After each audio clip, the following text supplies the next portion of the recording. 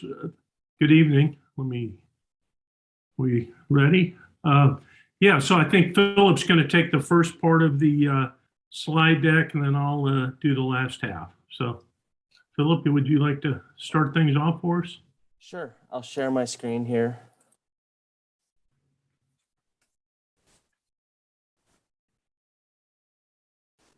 All right, how's that look for everyone? Good. I'm sorry, right. isn't there a part we need to read about that we've now returned to the regular meeting and that part of the script for executive session? Oh, Will do. Let's see. Apologies. We were doing good. We're doing great on time though, so Let compliments. me do it. The time is now 6:01 p.m. and the executive session has been concluded. The participants who in the executive session were Mayor Nicholas Angelo, Mayor Pro Tem Mark Browning, Trustee Holly Rogan, Trustee Mike Caravas, Trustee Kenyon Waugh, Trustee Greg Lowell, Trustee Wendy Miller, Town Administrator Victoria Simonson, Town Clerk Dolores Vasquez, Town Attorney Brenda Dittman, and Town Attorney Paul Godek. For the record, if any person who participated in the executive session believes any substantial discussion of any matter is not included in the motion to go into executive session occurred during the executive session, or that any improper action occurred during the executive session in violation of the open meetings law, I ask that you state your concerns for the record. Hearing none, I'll turn it back over to whoever's in charge. Thank you. Mr. Strong, sir. I'll start out. Hi, thanks all for meeting us with us tonight. Chair Hamrick and I are representing the PCDC. And tonight, we'd like to mainly discuss wildfire mitigation and then also discuss some of the PCDC objectives moving forward. And so starting with wildfire mitigation, I want to briefly discuss the town's wildfire task force. Unfortunately, Commissioner Farrell had another conflict come up tonight and she can't make the meeting, but she's been really closely involved with this task force. So I'll just cover a brief history on this because I think it is important in understanding how we got here and how we'll move forward. So I hope I can represent this properly, but the task force was formed in 2020 with the intent of drafting a new wildland urban interface or WUI code for the town. However, during this effort, the task force also identified some more urgent issues that required attention, such as identifying town-owned property that were at higher risk for wildfire. They also led to the creation of the fire mitigation and fuels reduction event that the town held.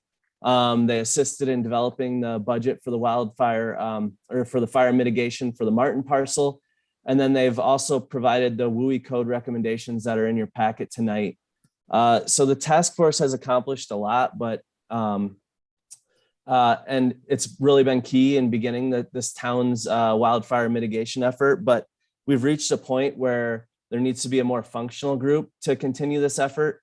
And PCDC is going to play a significant role in this, but wildfire mitigation really needs to be a broad, coordinated approach to be successful.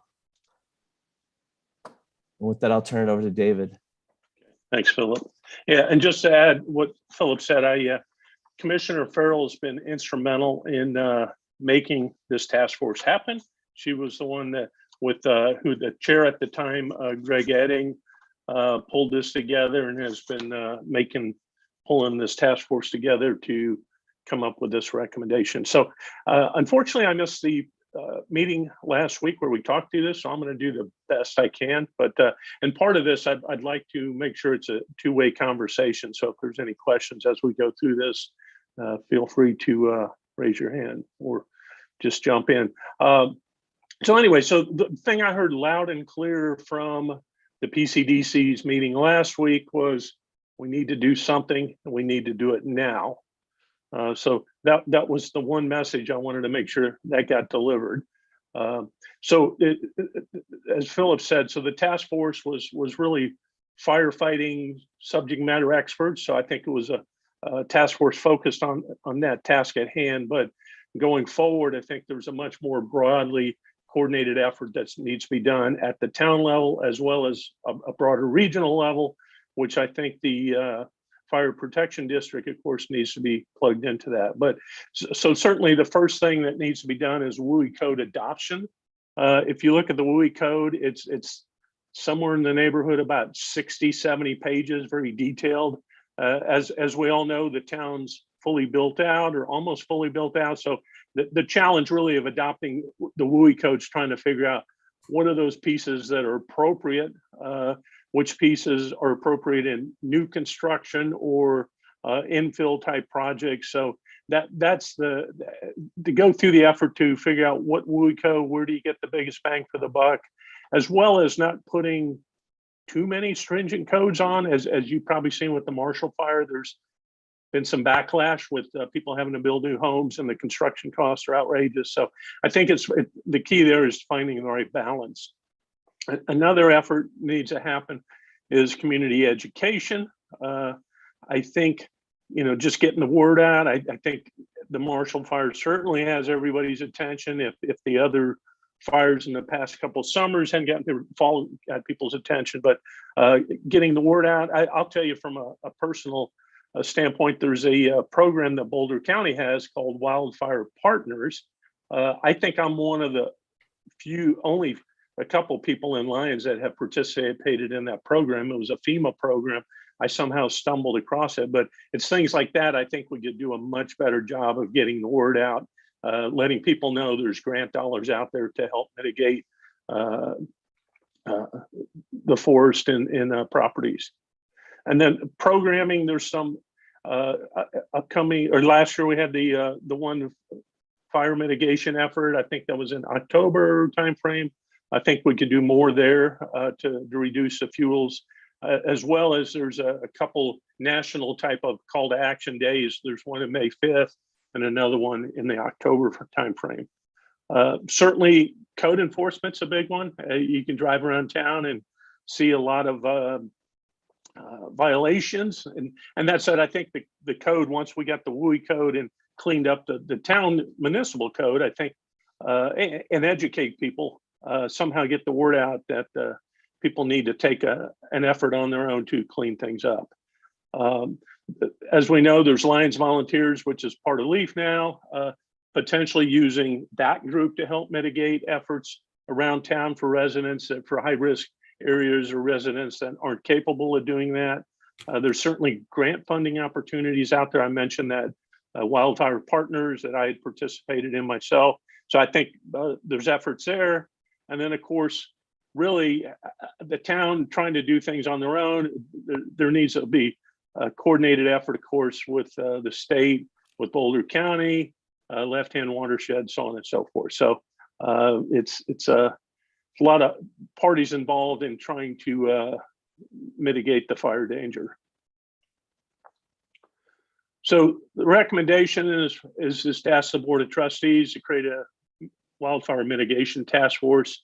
I believe that's on your agenda for tonight's meeting. We really need to move this from an advisory group to a functional group. And this, the WUI code, as I mentioned earlier, I think the PCDC is in a good place to address the WUI code, the municipal code. But we, the Board of Trustees really is in the best position to decide. To me, there's a couple of angles to look at. There's the WUI code, and then there's the broader communications and the overall efforts to try to mitigate this. Task force should be formed to jointly address this across the town.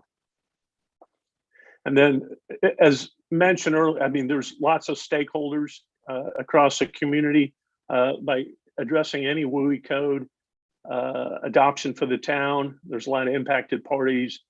So I think it's almost akin to a mini comp plan, in a sense that trying to get public input, get all these different parties from the Lyons Fire Protection District, left-hand watershed.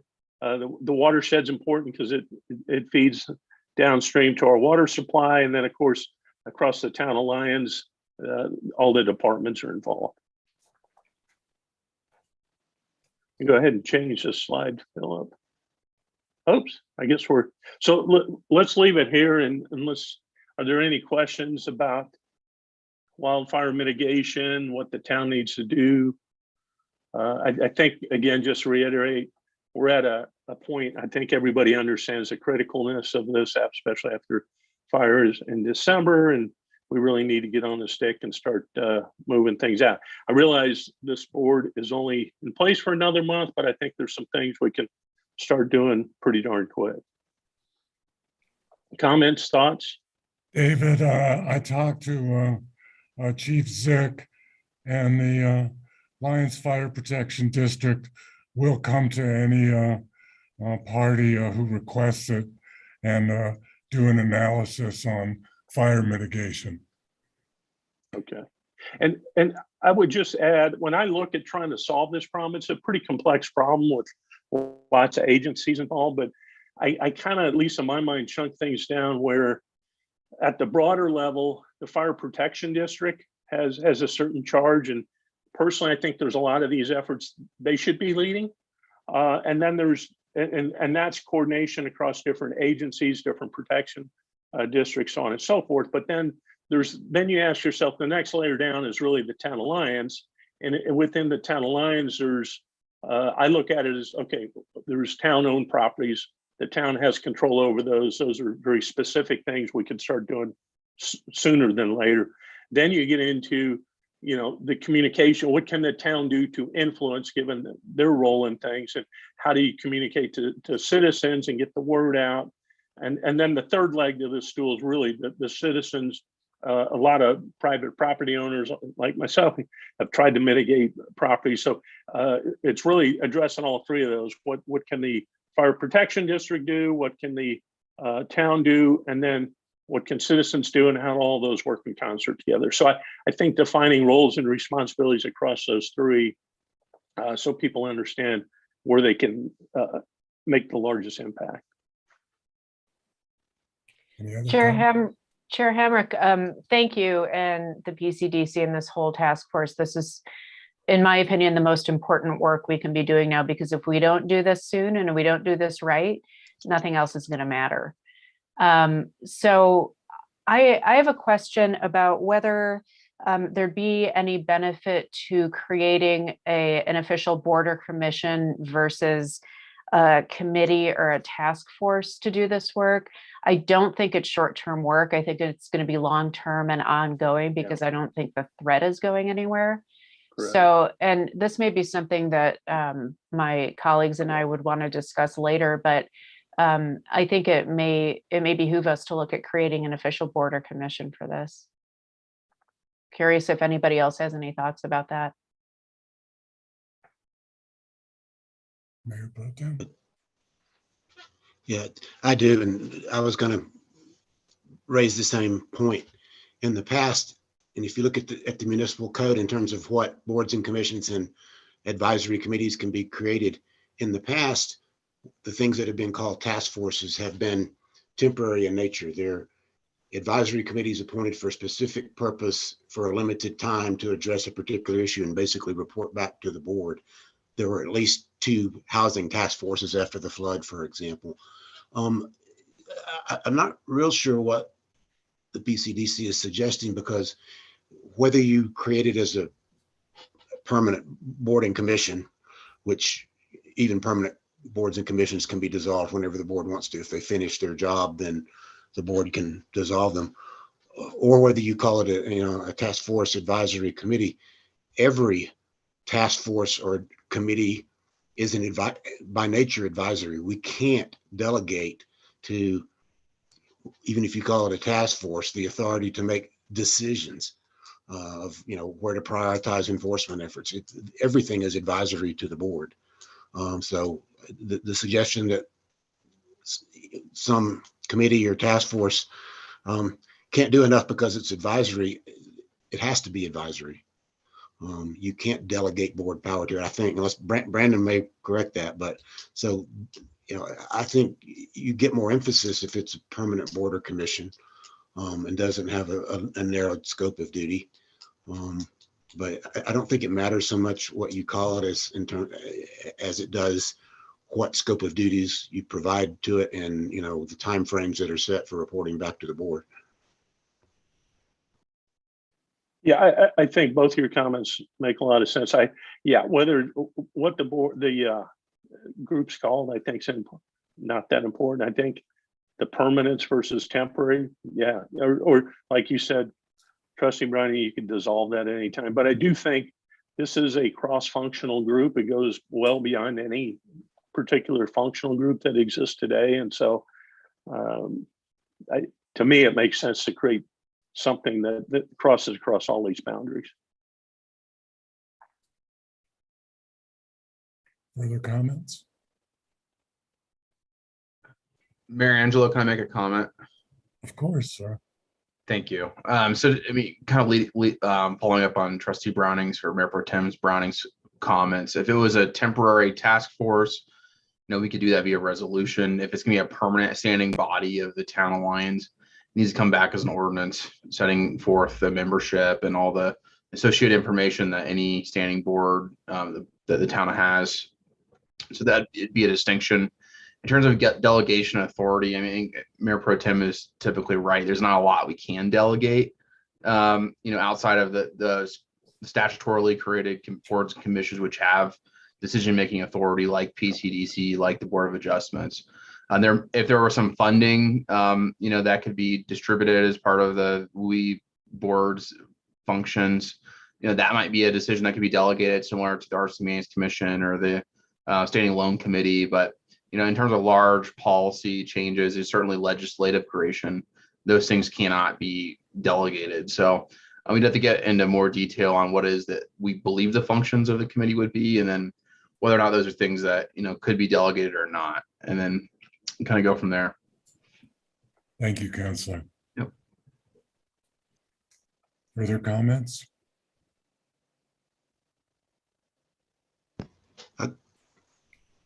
Mayor. Go ahead, sir.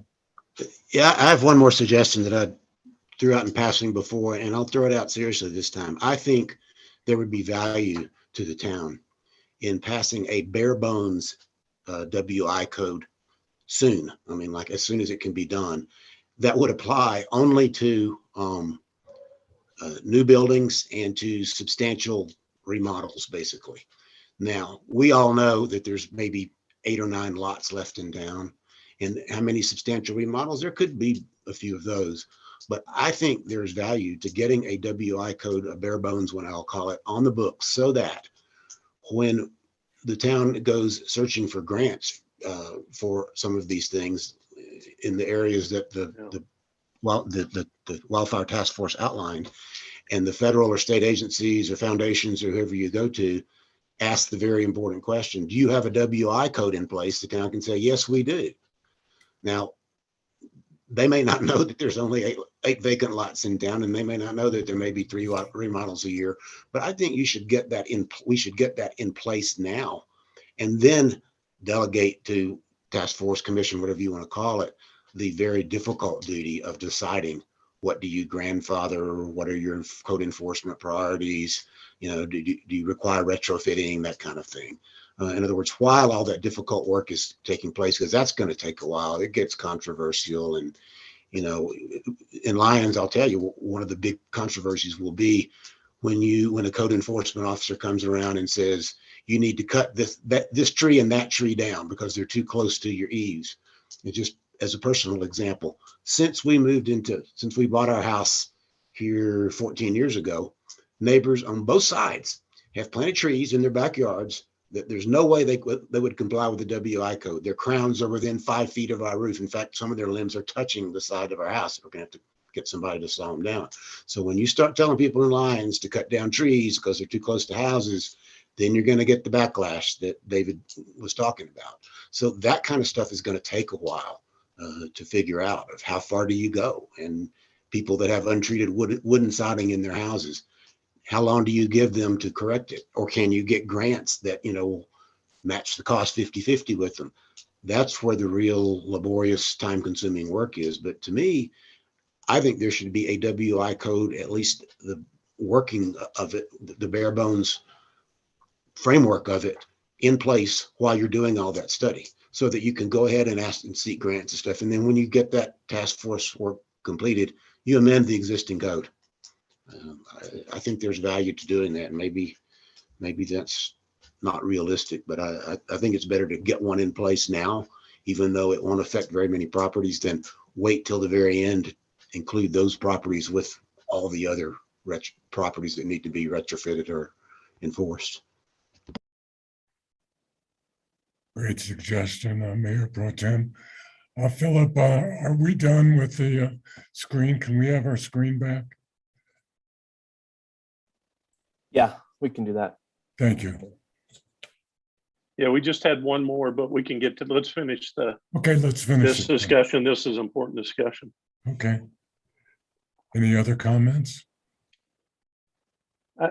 I would just offer for the Mayor Pro Tem's comments. I think it makes sense. I would volunteer the PCDC to do that bare bones WUI code. I mean, because I think it would be good for us to start getting the experience going through that big document, trying to figure out what are those things that's just low hanging fruit, that's not controversial, especially for new construction or major remodels, whatever, and start to do that.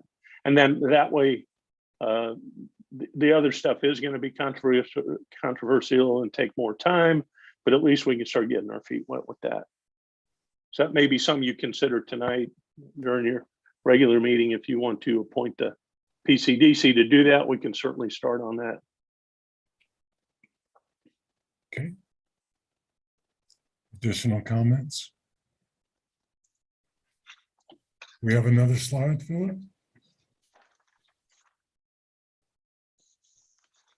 Yeah, Sure, the last I slide, can pull that up. I just wanted to cover, and I think we're good on time, and I'll give you guys some time back so you can go get a bite to eat before your meeting. I just wanted to cover what the objectives, the major objectives are for the PCDC for the rest of 2022.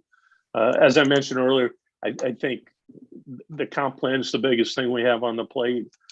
There may be things that come up as we go through the comp plan that need to be addressed sooner than later. So some of those examples are, I mean, density is obviously going to be a big issue that comes up, hazard mitigation, as we've talked, and then of course the Eastern Corridor. Also, the other thing we're going to work on, we have talked about the design guidelines and then the development plan review process. I think both of those are on your docket tonight for a second reading, but the design guidelines, I think we did a deep dive there. The intent is, and I said this in another meeting we had with the Board of Trustees earlier this year, was with the development review code, this is a good framework for us to do what I would call continuous improvement. So as new development occurs, I think we should do a mini postmortem and continue to refine this. It's hard to write good processes up front. I always think good process comes from the School of Hard Knocks, and you learn from it and continue to modify it. So to me, it's an evergreen kind of document. Now, how we put that into the code and processes that the town staff uses, that's to be determined. But I think that's going to be on the docket. Then the last item is our favorite topic that kept coming up with the hotel discussion, which was the town parking. So I think there's a effort that I know the Mayor Pro Tem has pointed out the inconsistencies in the parking code, and a lot of work needs to be done there. Of course, there's the long-term systemic solution of whether it's parking garage and floating bonds to pay for it. But there's other shorter term things that can be done. So those are things we're going to look at.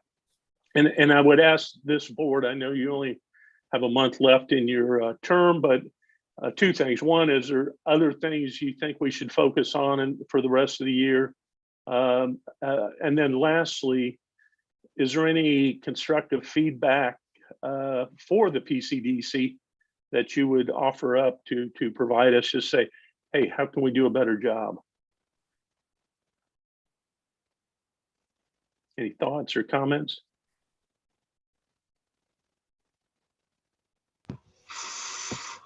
I think under the circumstances, with as many issues as you've had to deal with, that the PCDC's done an admirable job, sir. Thank you. Mayor Pro Tem? Yeah, let me mention one thing that is something that Trustee Lowell and I talked about a little bit last week, and that is in terms of planning the town's future, in particular the Eastern Corridor, but also any other, big redevelopment projects, something like the hotel in existing town limits. The question has arisen every time something like that comes up, Summit, the hotel, anytime there's a big project, the question arises, do we have enough capacity of water and wastewater service to handle this? The answers thus far has been yes. And even in the hotel hearing, Utilities Director Kaplan provided some very solid numbers showing there's still remaining capacity in both water and wastewater, even if the hotel were, put online tomorrow. However, looking in the future at the Eastern Corridor in particular, if anything substantial ever happens out there, and that if has been stated like for how long, Mayor Angelo? 20 years, 30 years, probably more than that. But A long time. how much could the question for future planning, how much could you put out there before you hit not necessarily the capacity limits of the wastewater treatment plant or the capacity, the limited water, the limit on water service we get from Longmont, but with the wastewater treatment plant, when would you hit the 80% redesign requirement? And with regard to the water from Longmont, at what point would you risk in a dry summer affecting everybody's water supply?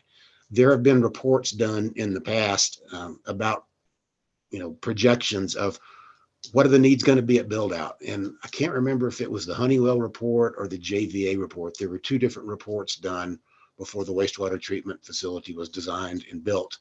And one of them projected a population at build out within current town limits of 2,200 people. And they did their projections based on that. That may end up being a little high because that was before the flood and we lost, 75 homes during the flood.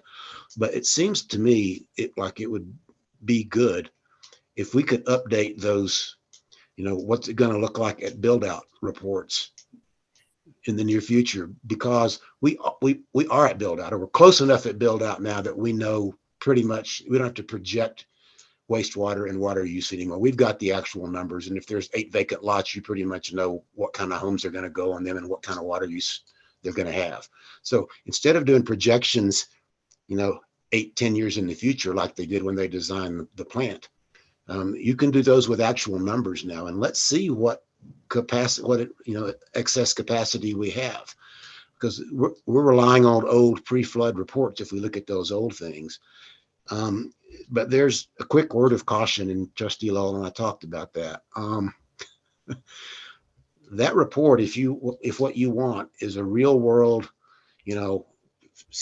facts on the ground right now, how many vacant lots are left, what do we think might go in the Eastern Corridor type of stuff, and you get actual, real world numbers from an engineering firm or whoever about here's what your capacity limits are. You have a risk right now, and that risk is what they say may not square with the town's theory of recovery in the pending arbitration with Honeywell. So that is a factor to be considered. But it seems to me that, since we are at build out, we ought to take another look, and it's important for the Planning Commission to be involved, take another look at how much capacity do we have left for water and wastewater? Because there are places around the Front Range that are saying, whoa, we've got to stop. We've reached our limit.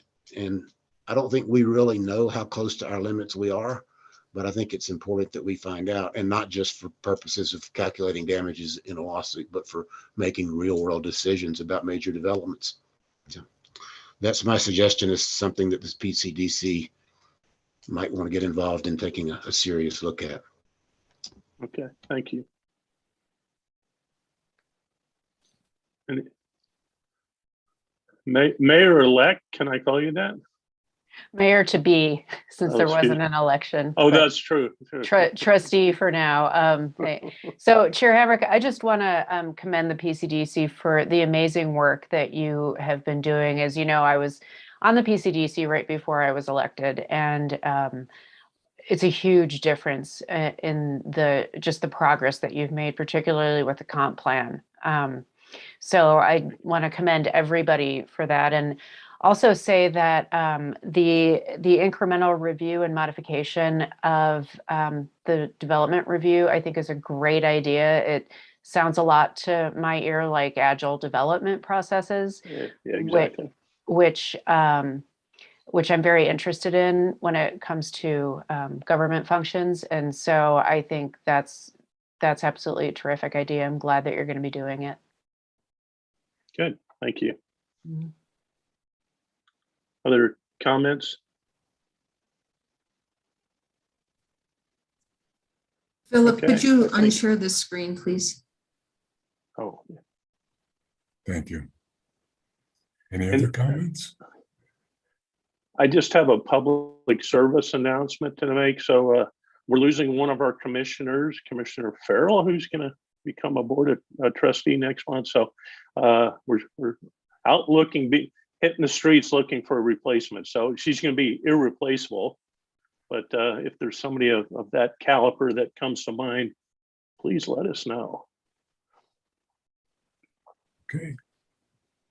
And I will say, and Philip touched on this, when we talk about fire mitigation, I mean, I think with the new incoming board of trustees, both, I mean, Jocelyn was the one that really spearheaded this, and it was her and Greg that kind of gave birth to the idea. And of course, both of them will be sitting in your seats. So I think hopefully there'll be good continuity going forward with the fire mitigation effort. So, okay, thank you all for your time.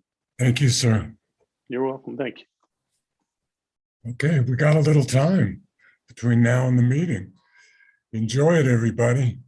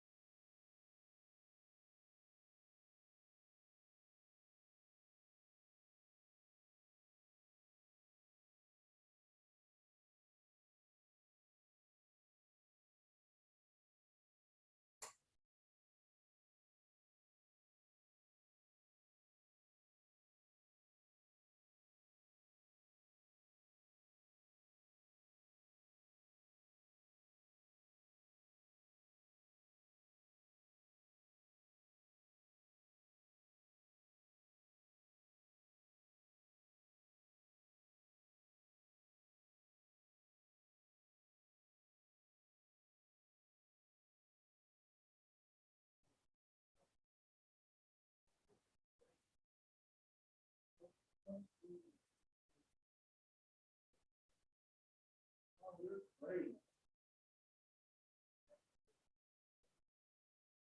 you go. There you go.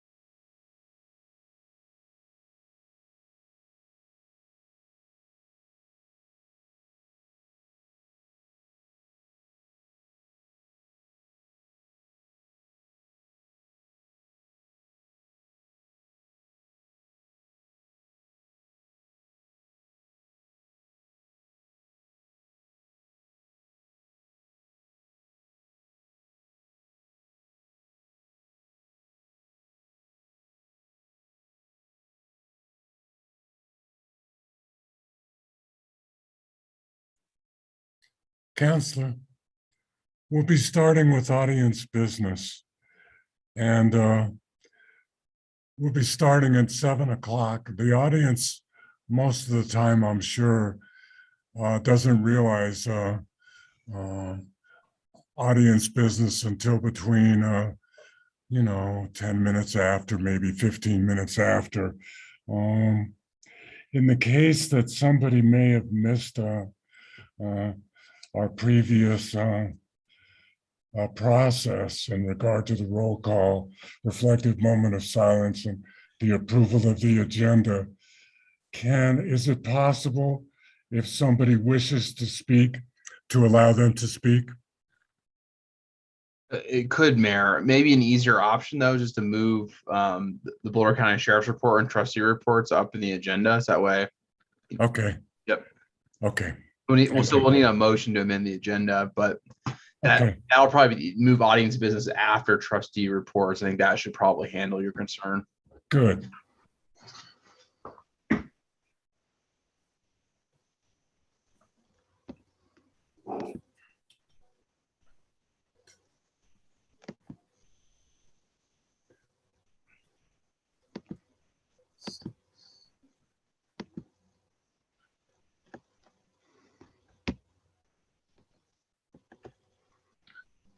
Is Trustee Caravas with us? I'm not seeing him at the moment. Okay. He's here. He's just not. There he is. There he is. There he is. All right. I'll call the meeting back to order. As suggested by council, and because we've gone through the first three agenda items,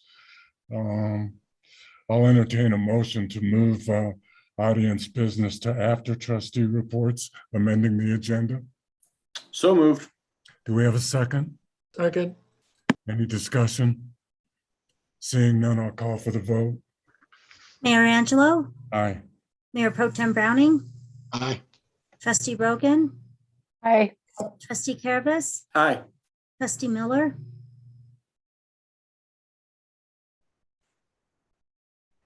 aye. Trustee Lowell Aye. and Trustee Watt. Aye. In consideration of the public, thank you, everybody. Then we'll move forward to Sergeant Bill Chris, Boulder County Sheriff's Office report, sir.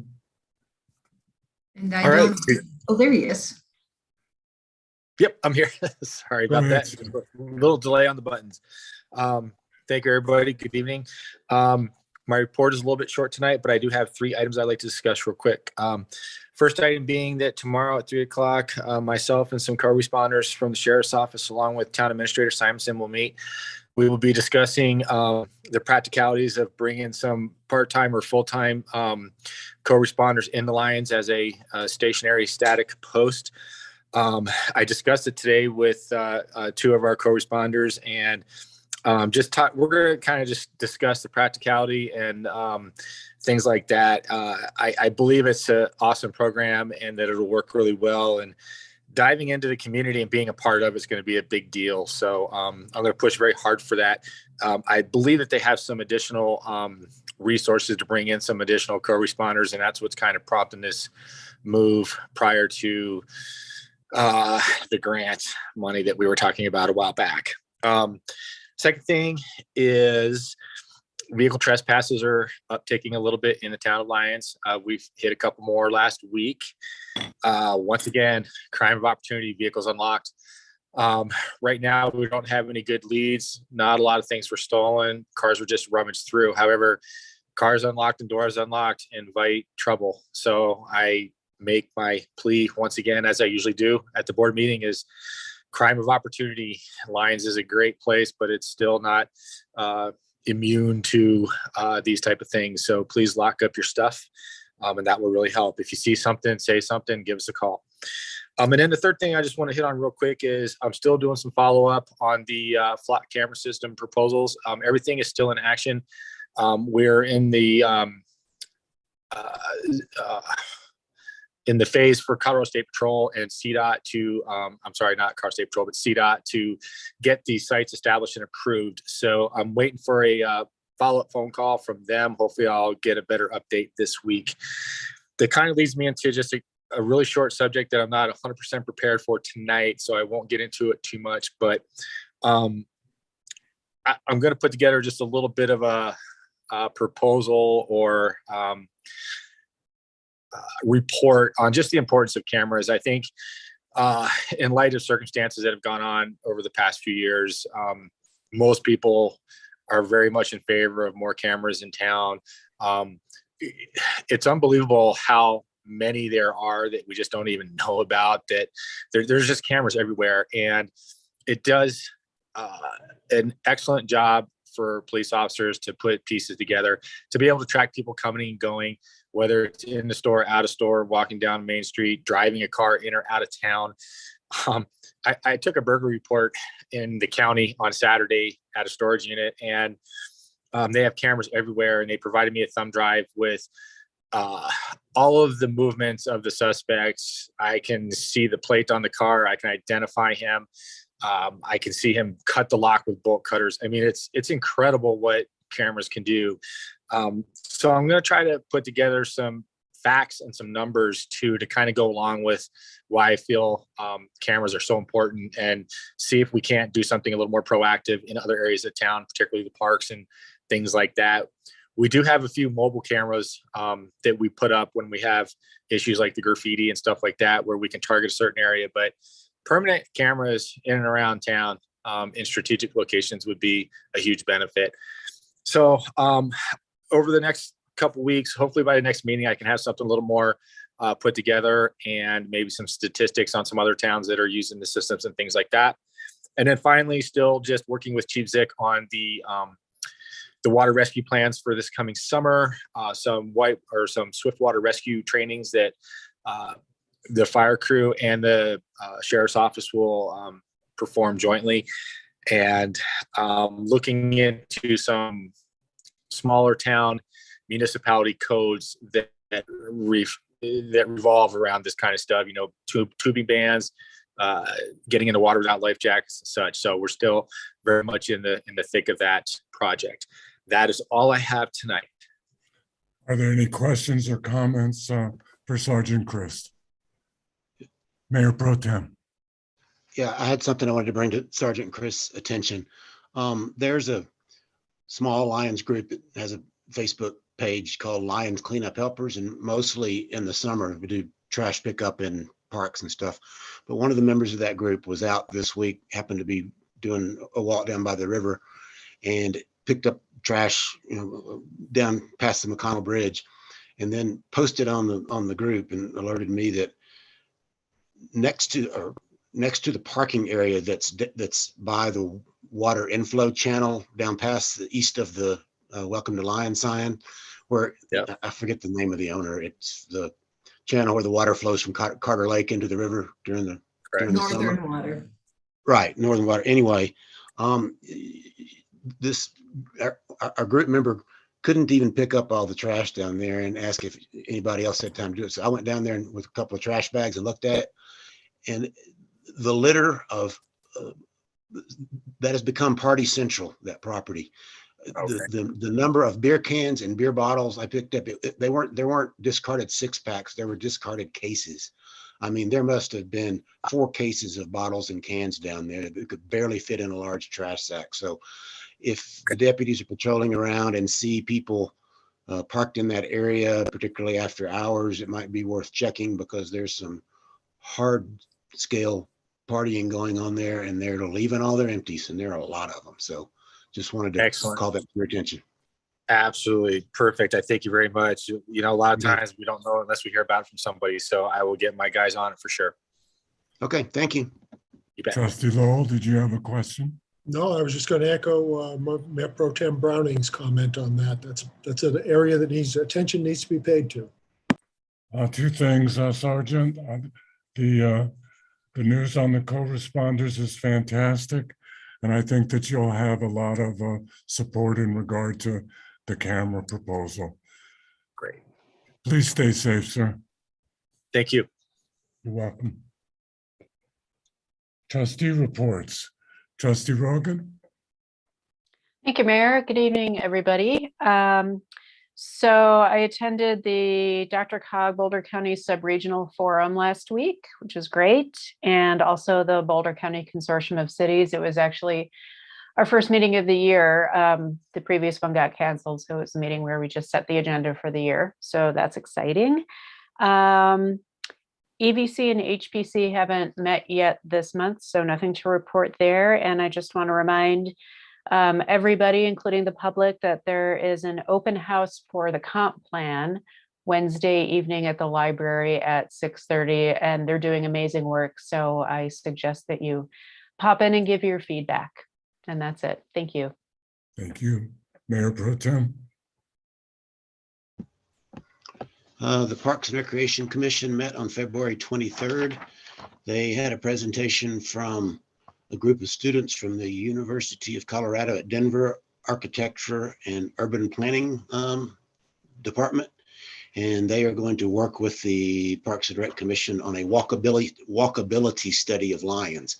The PRC has done kind of an inventory of sidewalks in terms of where they're missing, where they're broken, that type of thing. They did that a couple of years ago. And so this group of students is going to take that information and basically kind of do a project on suggesting future walkability needs for Lyons, which sounded good, no cost to the town. And then the library, Lyons Regional Library, presented a proposal to the Parks Commission of doing what they call a story walk, which is they take basically pages out of children's books and they put them on little kid-sized stands along pathways in a park. And it's basically an outdoor combination reading event and nature education event. They're going to work with Director Cosgrove and the PRC and figuring out where to do it, perhaps along the ponds area, because the original idea was to do it in Laverne Johnson Park, but it gets pretty crowded sometimes. So they may do it in the ponds area. It wouldn't cost the town anything, according to the proposal, because the library has received some ARPA funds that they've confirmed are available for this purpose. So the library would pay for it all. And it seemed like a really good idea. They showed pictures of it being done in other places. Looks like a cool program. So just wanted to inform the board that was in the works. And then a second item, it came to my attention recently, actually over the weekend, that our board passed last June a resolution that allowed spirit hounds to use Lake McIntosh shares instead of a CBT share to cover their obligation to the town to put up additional water share or shares because they exceeded the limit of water they could use under their existing share. Like I said, we passed that last June, and it just came to my attention that no shares have been posted 9 months later. And in fact, it's my understanding the town has had to use some of its shares to cover the water obligations with Longmont under our contract with Longmont. And so I would like to request a future agenda item, probably at the next meeting, for the board to consider taking what action to take about the failure to post those water shares, because it's required under the code. This relates to their water use back in the year 2020. And I think I would like to ask the board to consider either revoking the authority to use Lake McIntosh shares, or alternatively setting a deadline by which the Lake McIntosh shares would have to be posted, or the right to use those in lieu of a CBT share would be forfeited, and they go back to having to use a CBT share. So I'd like a future agenda item on that. And since this board did the resolution, I think it's appropriate that this board consider what to do since the shares haven't been posted. That's all my report. Thank you, Madam.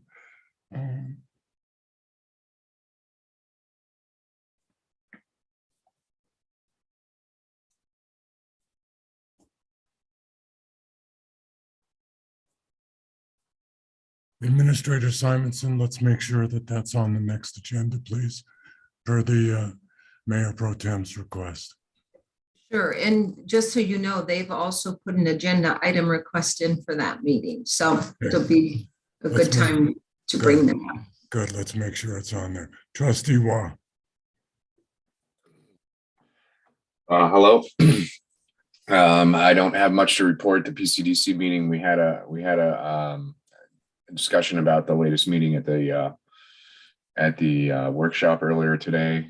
Trustee Rogan has brought up the comprehensive plan session for this later this week. I'd like to thank all the board for your understanding and my inability to persevere through a couple of the last meetings last week and the week before. I am feeling much better, but due to health issues, I wasn't able to participate. So I appreciate all of your support and understanding in my absence. That's all I've got to report. All I got to say, sir, is that you look great. Thank you. Appreciate Trustee it. Law. Trustee Law. I don't have much to report, Mayor. I do have a CMAX meeting coming up on Wednesday. It'll likely be my last CMAX meeting, so Mayor-elect or Mayor-to-be Rogan, you may want to consider a replacement for me. I think the obvious one would be Tanya, because she's already down there with me representing another group. So put that on your docket to do. That's all I have. Trustee Miller. I don't have much to report either. Housing and Human Services meeting next Monday at 3:30. Okay. Trustee Caravas. Not much to report either. I was unable to meet just last Wednesday's UAB meeting, and I didn't get a chance to go over the minutes, the notes that I received today, that I saw today. So they will be having a meeting coming up on the 16th of this month, and we'll report after that. Thank you. Thank you. The Student Advisory Committee met earlier last week. They discussed new membership, as they always do, because they most of them that are serving now are seniors, and they want to make sure that the continuity of the committee continues. They also discussed participating in the comp plan discussions on Wednesday. And then there was a very interesting discussion that was brought up in regard to their traffic analysis, and several different locations that they were concerned about. The obvious one was the Circle K situation where you have so many cars going in and out, and there's going to be an additional business around that curb. And then they made suggestions about repainting and maybe painting yellow in a couple of places. I reminded them, obviously, that that was in the hands of people that, that are beyond our control, really. But nonetheless, they're thinking, they're really thinking, and they're really, really sharp, and I really enjoy the meetings. We also discussed Dow Flats. I will also be meeting with the representatives from CEMEX on Wednesday. There's a couple of questions that I'd like to get answered, and I've put in a couple of requests to our commissioners in regard to the position of the commissioners in regard to CEMEX. So hopefully I'll be able to report back to the Board of Trustees at the next meeting. I have to be honest with you, after our long meeting, the LAHC meeting was at 4:30 the next day, and I'll be frank, I was taking a nap, so I don't have a report from the LAHC, but they'll be meeting tomorrow, and I'll report on both those meetings at our next meeting. Let's see. It's time for audience business. Anybody in the audience can address the Board of Trustees on any issue, except for the four second readings that we have this evening. You'll have an opportunity to address the Board of Trustees at that time. Please state your name and physical address for the record. Please help me out, Madam Clerk. Ian Brighton, you're recognized, sir. Thanks, Mayor Angelo. Can you all hear me? Yes. Okay. I'm in my music studio, so I'm not totally sure it was going to work on Zoom, so I'm glad it does. My name is Ian Brighton. I live at 322 Evans. First, I just wanted to start off by congratulating Mayor-elect Rogan, and so thankful for your service, both during this last couple years, and also wanted to thank all the trustees for all the work you've put on through some really trying years. So thank you very much. I wanted to talk briefly about the upcoming budget cuts or budget decisions that need to be made about various capital fund projects, specifically the Safe Routes to School project. I just wanted to point out that's already been cut. It was cut by staff early in fall. The east side of 4th was cut out from that project. So it's currently shown as a $230K funding shortfall, but it's really more than that. You're just seeing the shortfall from the first cut. I think the east side is really critical for the success of that project, to be focused on the safe route for students to school. The east side is the safer route. The west side has some significant issues with the McCain lot and then Lyons Automotive. There's just some pretty dangerous intersections there that the east side doesn't have. I think it's just critical that we at least get some funding to that as part of this project. I think 30,000 to the east side would ensure that we'd get at least some of the sidewalk completed and at least crosswalks. Crews already mobilized to do the work on the west side, so it makes a lot of sense, and it's cheaper for the town to do as much as we can now because we don't have to pay additional mobilization costs. That being said, if the Board of Trustees determines that other priorities take precedence, which is important, and that's your role, it at least needs to be its own project.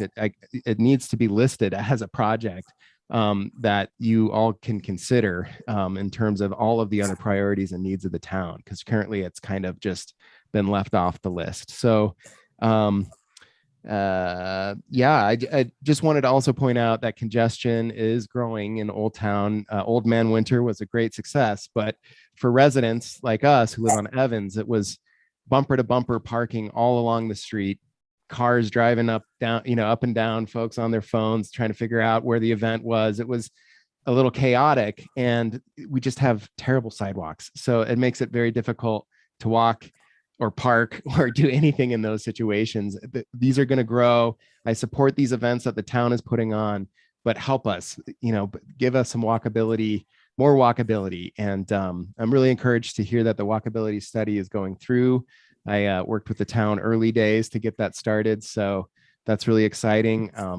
I just urge us to keep moving in that direction. We have a lot of work to do to get our town safe for pedestrians, for all pedestrians. Thank you so much. Thank you. Anybody else?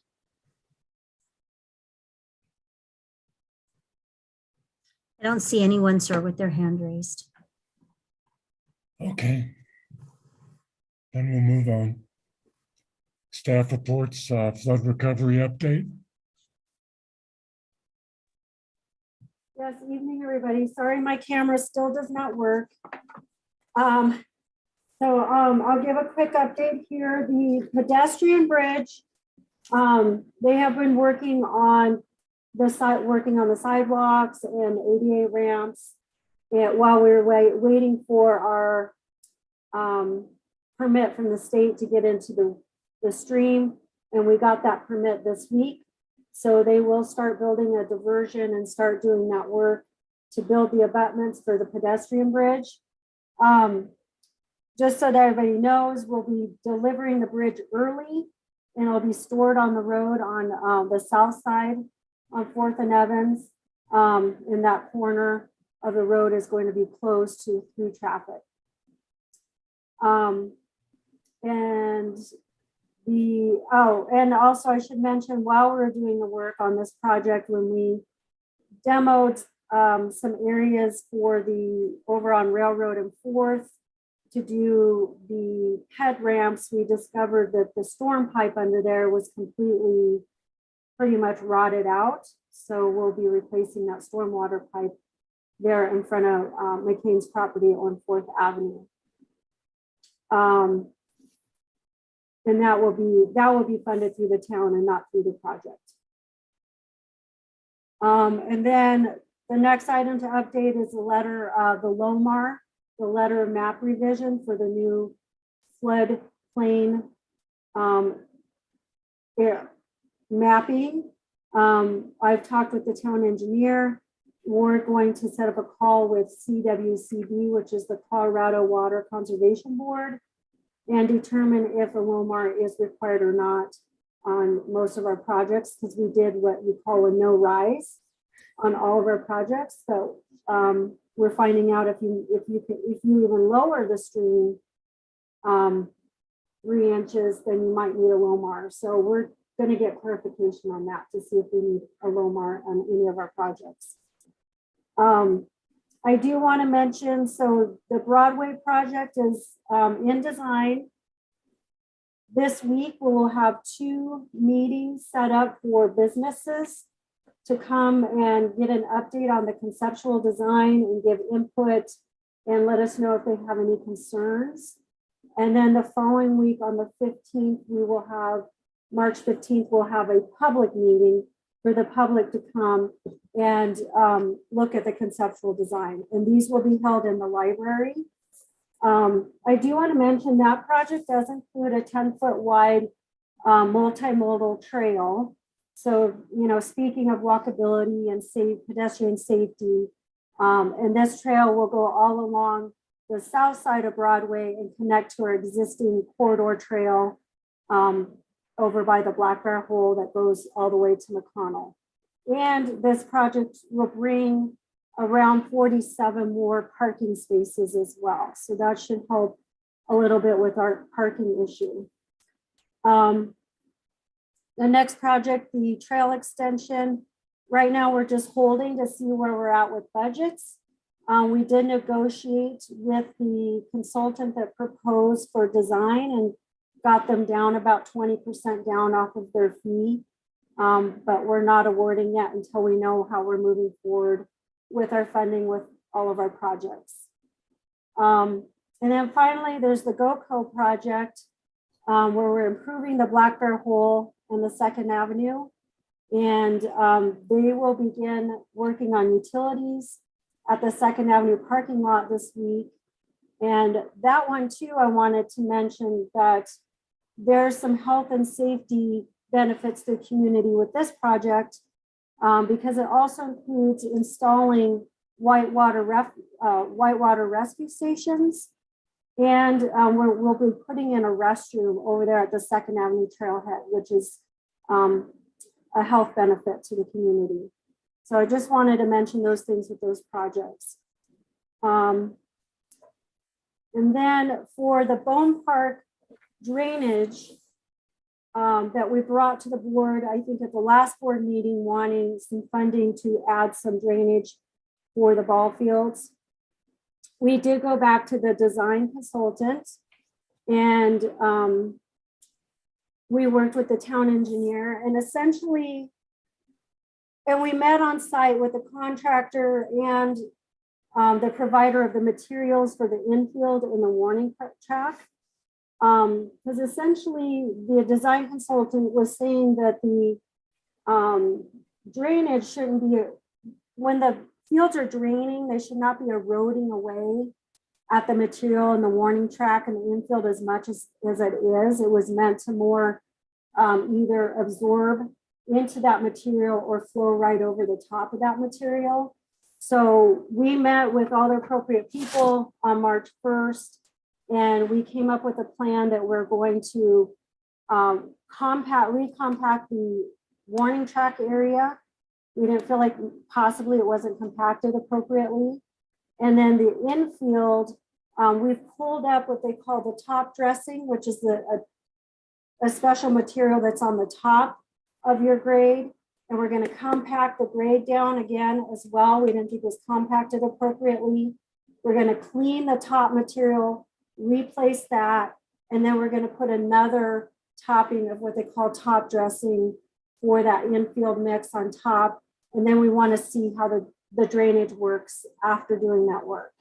And if we still have an issue, then we think we'll revisit and see if we need to put in some type of chase drain or something like that on the fields. So that's kind of where we're at with that. So right now we're working with the contractor to get that work done and that material compacted and replaced. And we'll keep you updated on that. The weather has not been very cooperative for them to do the work. So it's taking some time to do that. And then finally, I just want to mention that we did finish up our backup power project, where we have backup power to the Eagle Canyon lift station and to the Public Works Operations Building. And then we are wrapped up with the stormwater improvements project we did in Bone Park. So, are there any questions about projects? Trustee Lowell. Yeah, thanks for the comprehensive update. I was just curious if we have resolved the Fourth Avenue McCann issue. Yeah, so with the stormwater pipe issue, we had to demo out all of that driveway and curb and gutter today anyway.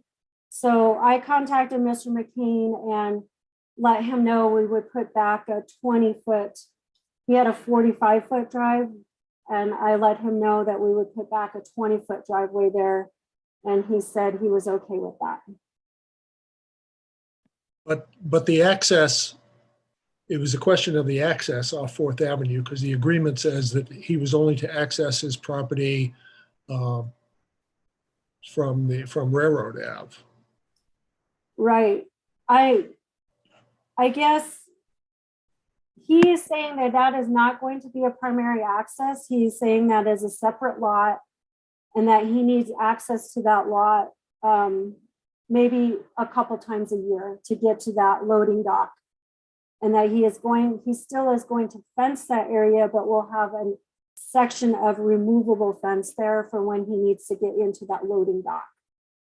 So if that's not okay, I can be sure to bring this back as an item to the board. I just, it's sometimes we have to make decisions to keep projects and things moving along, but I understand I need to bring this back to the board for a decision.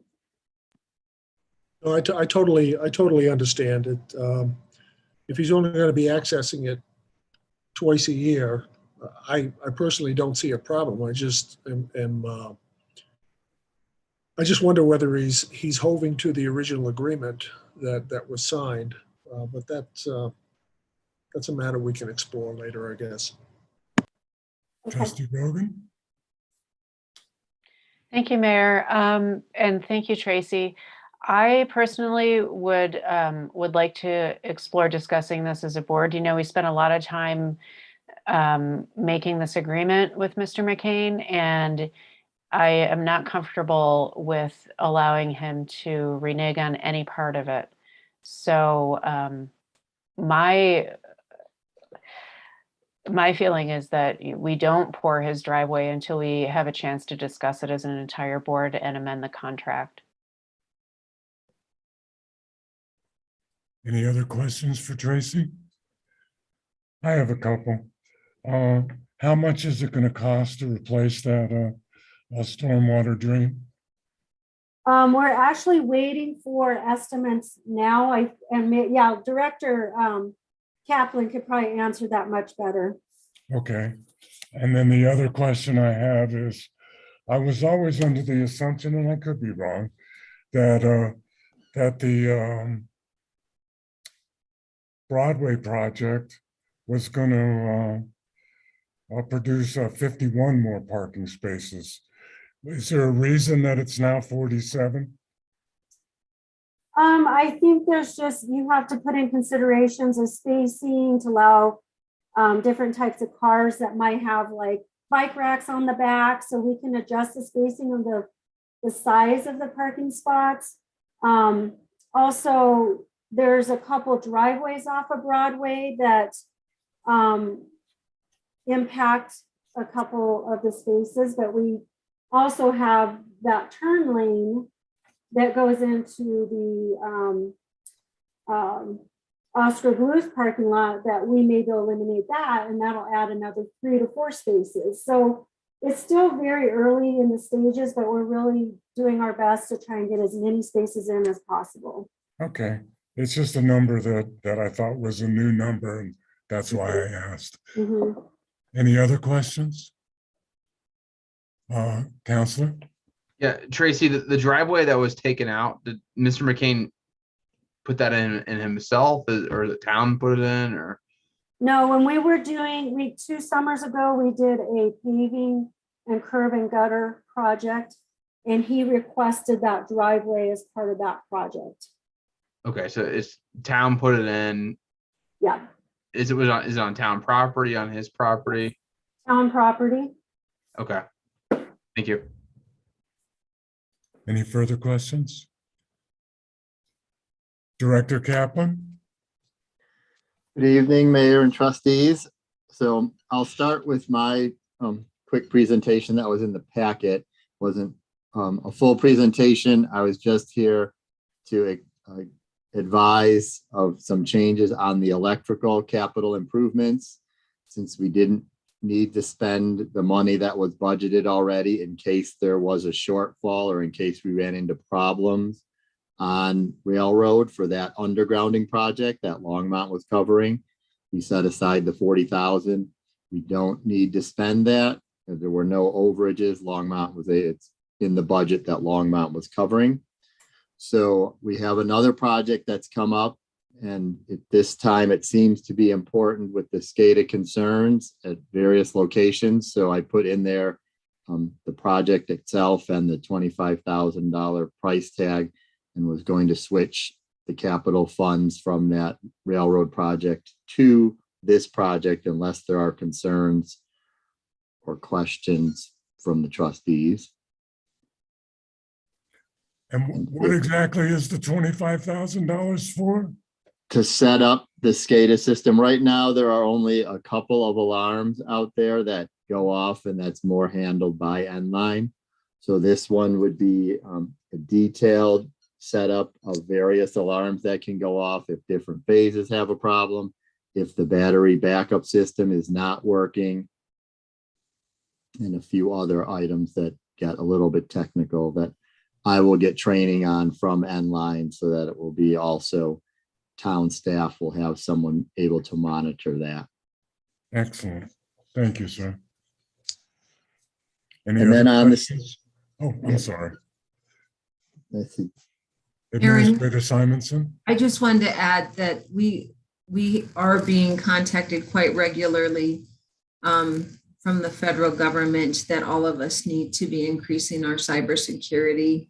And so I think that's what spurred Director Kaplan to recommend the use here, since it's pretty light right now in electric. Excellent. Continue, sir. And then for the stormwater, we did uncover, it wasn't quite as big of a gap as there was with the other stormwater end, but when we opened up the block, 1 block north, there was another gap between the concrete clay pipe and the corrugated pipe. So that's what Tracy came across with their project. We are still waiting bids. We're supposed to have them in today. I haven't heard from all of them. So wanted to wait and make sure we know what we're looking at there. But I was looking at the budget for the stormwater.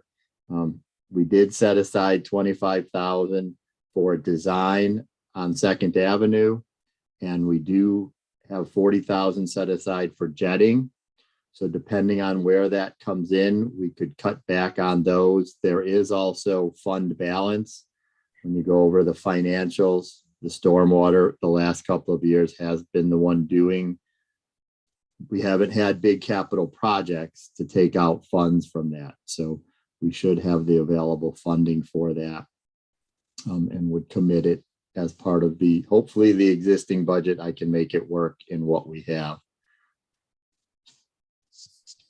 And that was it. Thank you, sir. Any further questions, Trustee Caravas? Thanks, Aaron, for your report. Concerning the storm sewers, quite a long time ago, we did a stormwater study after the flood and scoped just about everything. And there was a couple areas of town they couldn't scope because they were plugged. They didn't know which direction there was things going on. I don't recall this being one. Did this get missed, or is this not in the report, or is this something new that happened after that we were just unaware of? Which is very, very possible. I don't know that they would have seen it. Again, the one stormwater that we saw, the first one, it might have been where their camera just started to fall off, and then they didn't know. They thought that was just the inlet area, because when you come into an inlet, right, it does drop out in, and didn't have an idea there. And also when they opened that up, that one had been pretty well encased in concrete. On this, you're really looking at the top half more than the bottom. And I don't know how much Icon actually cameraed. We don't have video from them. So I think it was just photos when they went into inlets, when they saw openings. Okay. I don't see full video there. Great, thank you. Any further questions? Thank you, Director Kaplan. Administrators report. Good evening. Thank you, sir. Well, as spring is coming up around the corner, we have new programs starting up for spring. Want to let people know that the Eco Pass program will be continuing for 2022. And that is valid on all RTD routes, including buses from Boulder and to DIA and or to Denver. And so people can renew or apply for an EcoPass online now at the Town of Lyons website /EcoPass. Also, Boulder County has expressed that they think by late spring, we should have a solution to replace the Y route. For those who remember that, there were 2 routes in the morning and 2 in the afternoon. And they think they have found a solution for that. So we will keep people posted, but it appears we will have some transportation form here in the next couple of months. So those are both exciting. The last Winter Wonderland concert is this Saturday from 2 to 4 at Bone Park. And that's following a new race in town called Lucky Lyons on also March 12th. And that's a 5 and 10K race that will be starting and ending in Bone Park as well. So Saturday in Bone Park should be a fun day for recreation activities here in town. We also have resident parking passes. So residents, and that's defined in this case as people who have a utility bill via the Town of Lyons. Your parking passes for Laverne Johnson and Bone Park are now available. So there's one free parking pass per household, and then you can purchase additional ones if you want to. This year, you can also do that online at our Town of Lyons website /parking pass. So want to let folks know about that. It's been brought up once already, but I'll reiterate the dates and times. Our Lyons Thrive Comprehensive Plan will have our first in-person public meeting next Wednesday, March 9th, or this Wednesday, March 9th, from 6:30 to 8 p.m. at the library. So we really want everyone to try to get out for that and start visioning our future. So those are a few things going on. In addition, I just want to this might be our last time to bring up COVID for a while. That would be awesome. The CDC has released new guidelines now that it appears the surge has passed, and There's not a new prevalent, knock on wood, variant coming out. They have released new guidelines, and now the tool will be called community levels. And this is how much the COVID is affecting communities overall, and transmission levels. And then it's a little confusing. There'll be a transmission level and a community level. So specifically under the new guidelines, Boulder County continues to be in a high transmission level, but we are a low community level. So basically that means despite high levels of positive cases, the rates of severe illness, hospitalization, and death are low. So that's some of the new guidance we're following at the federal level. At the state level, the governor's office has just released what he's calling Colorado's next chapter, our roadmap to moving forward.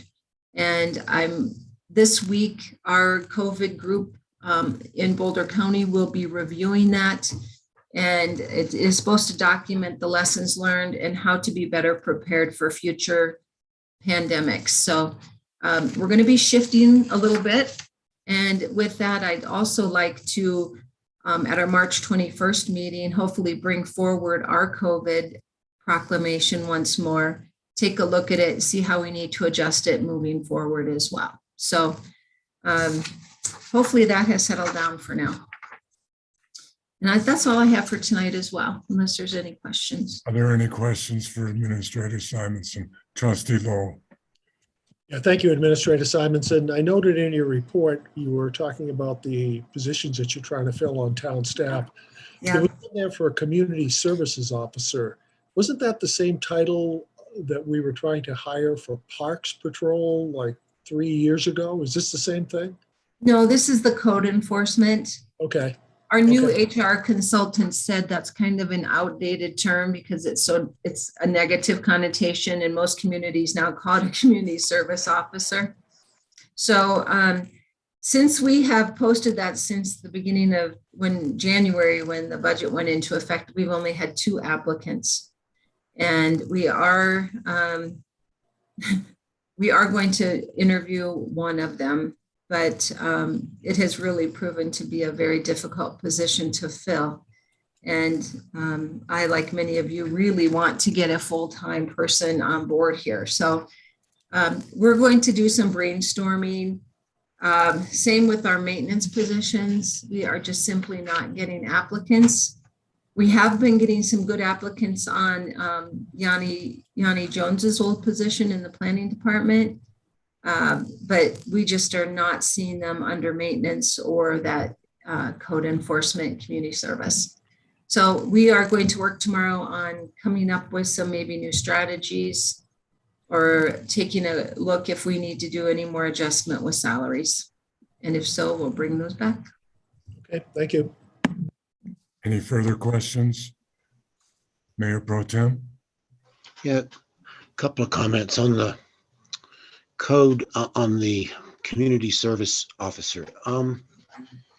The board created that position and funded it, and we called it a code compliance officer rather than a code enforcement officer, with part of the reason for doing that being that we wanted that staff position to not just enforce complaints when complaints are filed about code violations, but also to actively assist in the approval process for permits and development applications and so forth, would help businesses or individuals navigate their way through the town's approval system. And so I think when the board calls something and budgets for a code compliance officer position, before the name of that position is changed, I think the board should be consulted. I don't think we deferred that decision to the new contract HR officer.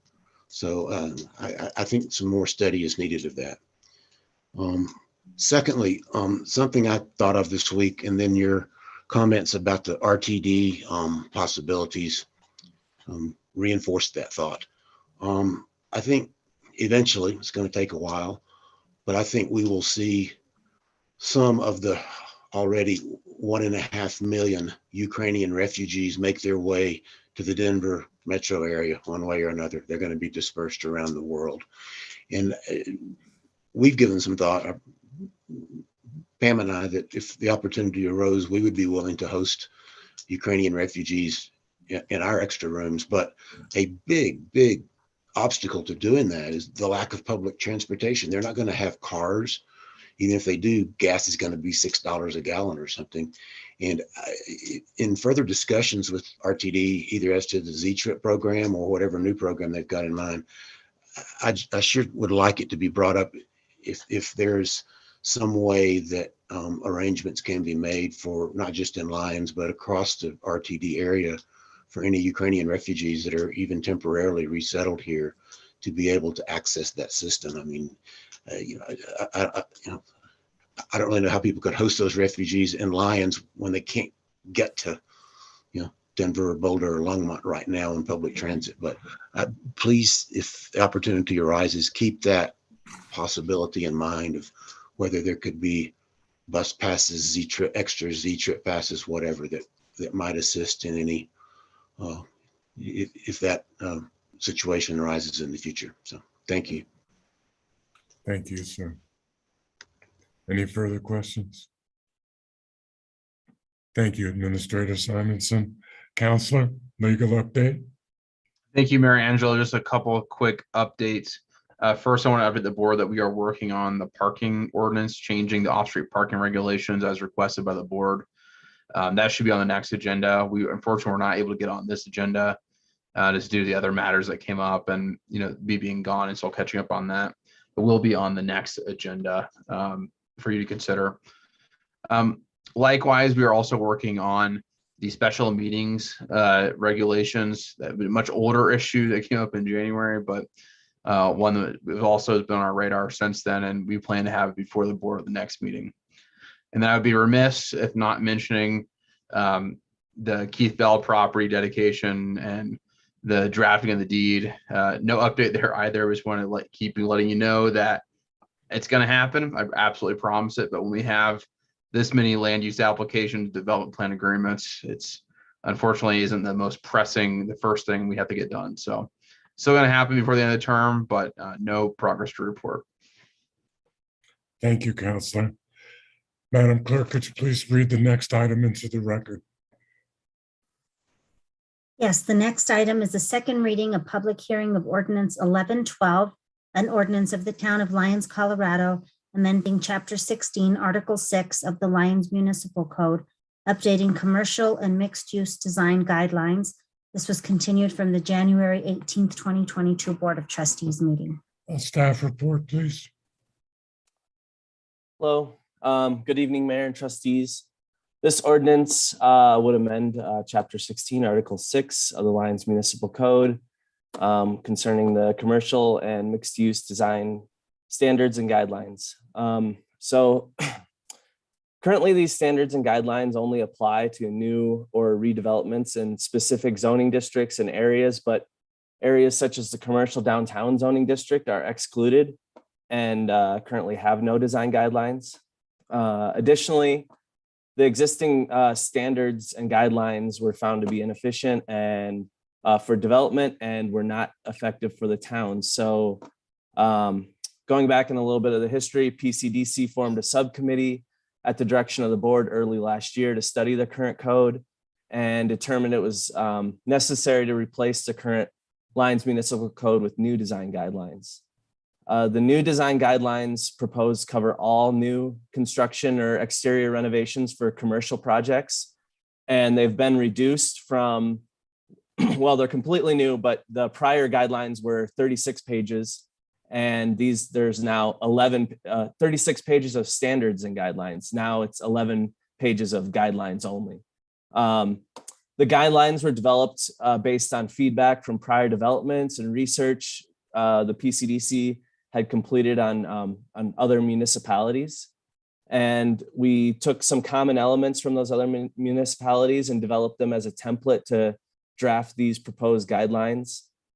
And but the PCDC does feel that the design guidelines should be driven by the objectives of the comp plan But the comp plan is not going to be completed or adopted until probably early 2023. So with several developments anticipated in the near future, the PCDC felt it important we update the design guidelines sooner than later, which is why we're moving forward now.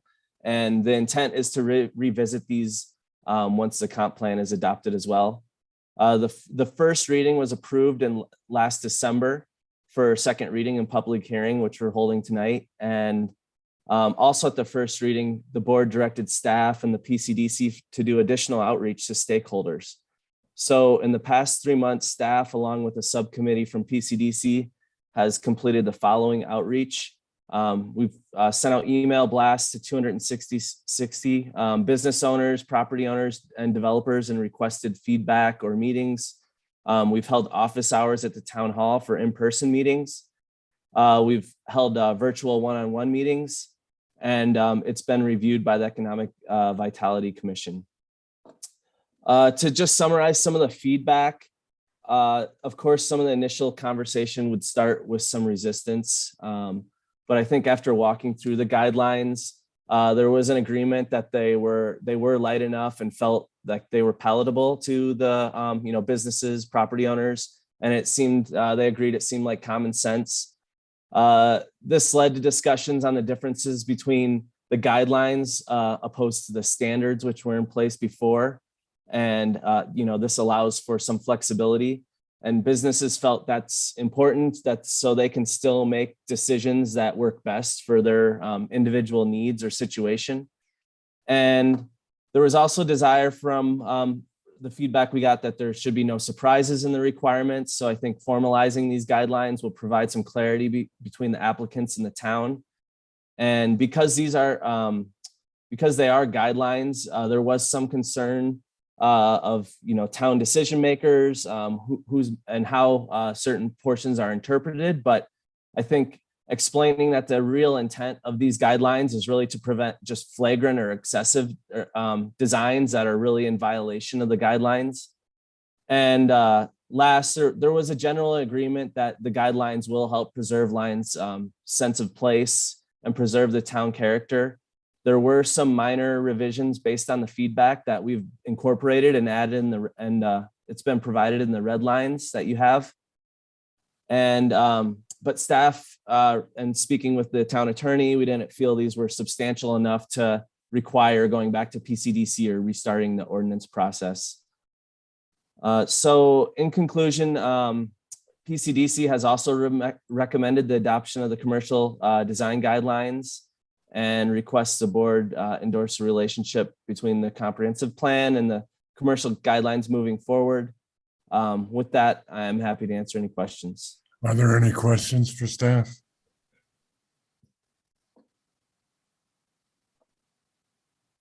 No questions for staff? If not, it's a second reading. I'll open up the public comment and ask if there's anybody in the public who wishes to address the Board of Trustees on this issue. Always help me out, Madam Clerk.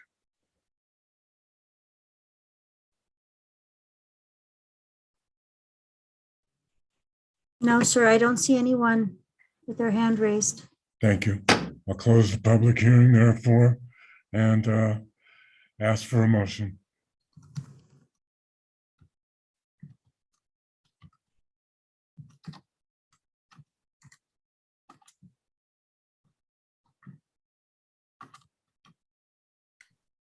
Mayor Pro Tem. I move the adoption of ordinance 1112, updating commercial and mixed use design guidelines. Do we I'll have a second that. second? We have a motion and a second. Are there any amendments offered by any trustees at this time?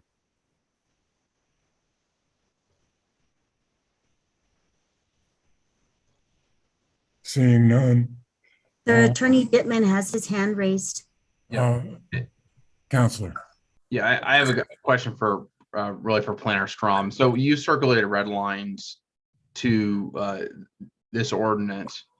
Those are not in the ordinance. That's before the Board of Trustees right now, correct? Those would have to be basically incorporated into the ordinance via an amendment. the Board of Trustees wish to adopt them. Is that correct? Correct. So in the packet, there is ordinance 1112, the original that was on first reading. And then additionally, there is a clean version, including the red lines, that's called amended ordinance, labeled amended ordinance. And that would, adopting that would include the red lines. Okay. As the Board of Trustees knows, we can't make substantive changes between first and second reading. Staff can. And so if you would like to see those amendments, then we'd need a motion from the board to adopt them. Do we have a motion? As stated by Counselor. Trustee Rogan, I move to adopt the red line amendments. a second. I'll second. Second. We have a motion and a second as stated by Trustee Rogan. Any further comment? I'll call for a vote on the amendment. Mayor Angelo, Aye. Mayor Pro Tem Browning, Aye, sorry. okay, Trustee Rogan, Aye. Trustee Caravas, Aye. Trustee Waugh, Aye. Stoll, Aye. and Trustee Miller. Yay. The amendment passes unanimously. Are there any further amendments? I'll ask again. If not, we'll vote on ordinance 1112 as amended. Mayor Comments? Angelo, Excuse me, Mayor Sorry. Pro Tem. Go ahead, sir. Mayor Pro Tem. Are we gonna do, I had some quick comments and I'll try to Okay. keep them brief. Okay. To me, there's Director Strom highlighted two very much needed improvements on these guidelines compared to what's in the code right now. Number one is that they get rid of the Eastern Corridor design guidelines that have been in place since 2013 and under which there have been basically no developments where those guidelines were really relevant. They really didn't serve much of a purpose and actually, in my opinion, impeded development. And so simply eliminating those is one step in the right direction. And secondly, reducing 36 pages of standards and guidelines to 11 pages is another big step in the right direction. Simplification is better. And I still have some reservations about the real need for detailed guidelines in a town that's essentially built out, but they would apply to things like the new hotel and stuff if they're adopted. But in terms of existing buildings, particularly in the main part of downtown Lyons, I think they're going to be of limited effect. However, because these are a great improvement on what's there now, I'm in favor of them and I support their adoption. Thank you. Great points, Mayor Pro Tem, and I'm sorry I skipped that particular item. Any other trustees wish to make a comment? Trustee Rogan? Thank you, Mayor. I agree with Mayor Pro Tem, and my first PCDC meeting 3 years ago was about design guidelines. And I believe Mayor Pro Tem and I almost came to blows about whether we should hire a consultant to help us finish them. And I think these are a gigantic improvement. I'm really happy with them. So thank you, Director Strom and your team for getting these together and for your extra hard work getting community feedback. It's much appreciated. Any further comments? Seeing none, now we'll take the vote. Mayor Angelo, Aye. Mayor Pro Tem Browning, Aye. Trustee Waugh, Aye. Trustee Wool, Aye. Trustee Miller, Yay. Trustee Caravas, Aye. and Trustee Rogan. Aye. Ordinance 1112 passes unanimously. Madam Clerk, could you please read the next item into the record? Yes, the next item is the second reading, public hearing on ordinance 1113, an ordinance of the town of Lyons, Colorado, amending chapter 16, article 17 of the Lyons Municipal Code, updating the site plan and development plan review process. This was continued from the January 18th, 2022 Board of Trustees meeting. Staff, Hello again. So this ordinance would amend the development review process. And as discussed in the prior item, earlier this year, the board instructed the PCDC to study and propose changes to the town's development review process. The PCDC determined the code was not broken and didn't need to be completely revised, but it did lack some clarity. And so this effort really modifies the code and much of the development review process so that the main changes include modifying the terms and definitions, rearranging the code and revising language, modifying the threshold criteria for major development review approval track, adding language that's consistent with the design guidelines, and then removal of outdated requirements. The first reading of this ordinance was approved by the board last December for second reading and public hearing. And additionally, at the first reading, similar to the prior item, staff was directed and PCDC to get additional feedback. So additionally, over the past 3 months, we've completed an outreach effort, and we completed this in conjunction with the design guideline effort. And but however, unlike the design guidelines, the feedback was minimal. The development review process, there's no changes to the proposed ordinance like the prior. And with that, keeping it short, happy to answer any questions. are there any questions on this item?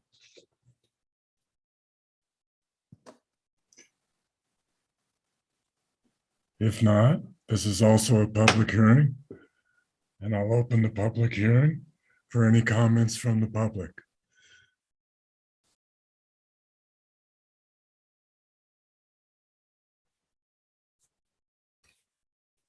Madam Clerk, Sir, I don't see anyone with their hand raised. thank you. I'll close the public hearing and entertain a motion. Trustee Lowell, Move to approve ordinance 1113, an ordinance of the town of Lyons, Colorado, amending chapter 16, article 17 of the LMC concerning the development review process. do we have a second? Second. Are there any amendments at this time? Mayor Pro Tem Browning. Yes, I'm going to propose some amendments. And after conferring with Attorney Dittman, who I will ask to address the process in a minute, I'm going to try to break this down into really three motions, try to streamline the process a little bit. We circulated a list of 7 possible amendments. Attorney Dittman and I conferred, and we believe that 5 of those are pretty much routine, mostly housekeeping matters, and 2 of them are a bit more substantive that should be highlighted and discussed briefly.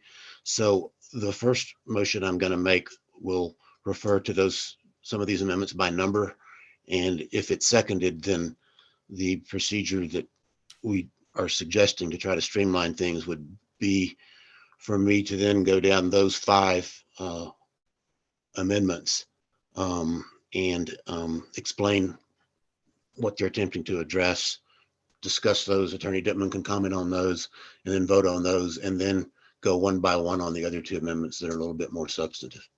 Okay. So with that precursor, I would move the adoption of proposed amendments 1, 2, 4, 5, and 6 on the list, and I will read those out one by one in the discussion. I'll second that. We have a motion and a second. And I was going to explain the process for this, but I think the Mayor Pro Tem did a pretty good. Did I?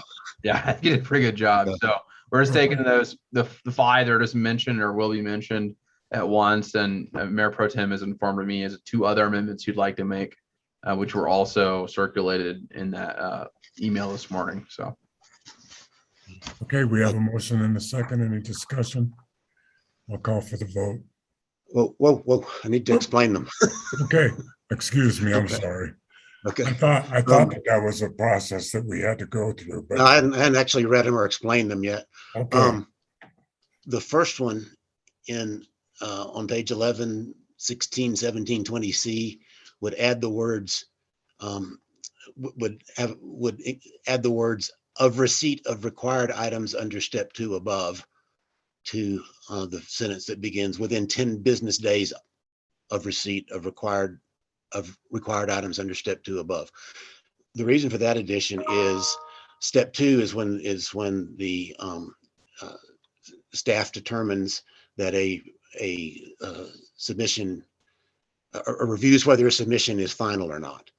And the code as it was written now in the draft said that within 10 business days, the staff should do that, but it never said within 10 business days of what. So it wasn't clear when the 10-day period began to run.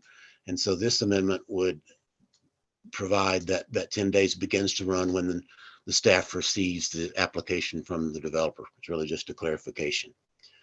The second amendment, amendment number 2, is something that Mayor Angelo and I had discussed and that I had already planned to do, which is to insert the word all prior to advisory boards and commissions. Right now, and under the draft, when referrals go out to the town advisory board and commissions, it's up to the staff to determine which advisory boards and commissions get referrals and which do not. And in recent development plan applications, we had a couple of situations where particular advisory boards and commissions felt like they should have been on the referral list, but they were not, and they were not pleased with that. And so rather than trying to pick and choose who gets what, this proposed amendment would just say it goes to all the advisory boards and commissions. They don't have to comment if they don't want to. And the board any board can weigh, how can determine how much weight to attribute to a particular board or commission's comments. I mean, if the LAHC wants to comment on detailed engineering and utilities provisions, they can. Or if the UEB wants to comment on the artistic merits of a sculpture, they can. And the board can just decide how much weight they want to give those comments. And nobody has to comment. But basically, it makes sure all boards and commissions have a chance to get their input. Amendment number 4 would add the words "and the applicant" to the sentence of may submit written comments to town staff, and then you add "and the applicant." This concerns comments from nearby property owners. And under this draft, the nearby property owners who get notice of a development proposal near them can submit comments, and they can submit comments up until 24 hours prior to the public hearing, which is a very short window. And but the way it reads now is that those written comments just go to the town staff. Well, it seems only fair to an applicant who's, requesting approval of a development plan that if they're going to have to respond to comments 24 hours after they were received, that they should get copies of those. So this just says if nearby property owners submit comments, they should go both to the town staff and the applicant. I think it's much fairer to the applicant. Let's see, amendment number 5 would insert the words "and property and interest owners" into the sentence that reads, "The applicant is encouraged to work with town staff and referral agencies." And then we would add "and property and interest owners" to resolve any concerns. If we're going to take comments from property owners, then the applicant should be encouraged to work with them as well. It's just something that got omitted. Amendment number 6, right now, and we've dealt with this recently, after the process reaches the Board of Trustees and you have a public hearing, the next stage is often to consider a development plan agreement, as we're in the process of doing with the hotel, for example. And right now, the code reads that the town staff may require that the applicant execute a development plan agreement. Well, seems like to me, if it's the Board of Trustees, it's got to approve it. The Board of Trustees has held a public hearing, that the Board of Trustees should also be able to require that there's a development plan agreement. So this basically just adds the Board of Trustees in addition to the staff of being able to require a development plan agreement. And those are the 5 amendments that are intended to be mostly housekeeping. And if somebody thinks they're potentially controversial or has questions or comments on them, I'd welcome those. Are there any comments? Seeing none, we'll vote on the Mayor Pro Tem's First Amendment. Mayor Angelo, Aye. Mayor Pro Tem Browning, Aye. Trustee Waugh, Aye. Lowell, Aye. Trustee Miller, Yay. Trustee Caravas, Aye. and Trustee Rogan. Aye. The amendment passes unanimously. Continue, Mayor Pro Tem. And I would then like to offer an amendment to section 16, 17, 20D on page 12 that would insert the following language. And I guess I should read it into the record, Brandon, or can I adopt it? Okay. Probably read into the record because the public doesn't have the Right. Okay. It would read as follows. After receipt of a proposed development plan, step 2 above, it shall be promptly distributed to applicable town staff, all town advisory boards and commissions, and referral agencies.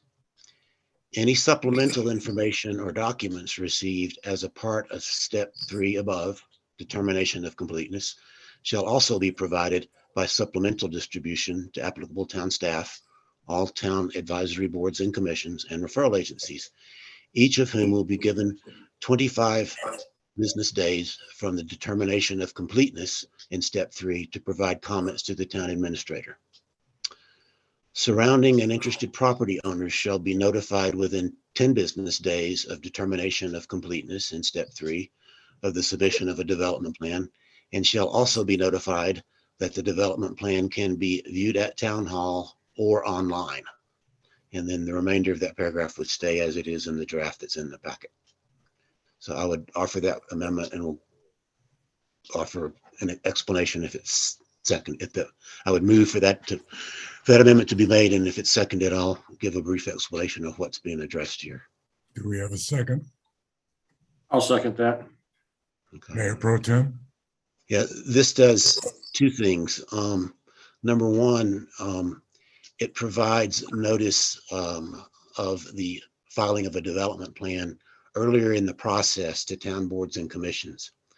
We have had situations recently with some of the applications where, in one case, one board of commission wasn't able to even meet and get their comments done in time to present them to the PCDC.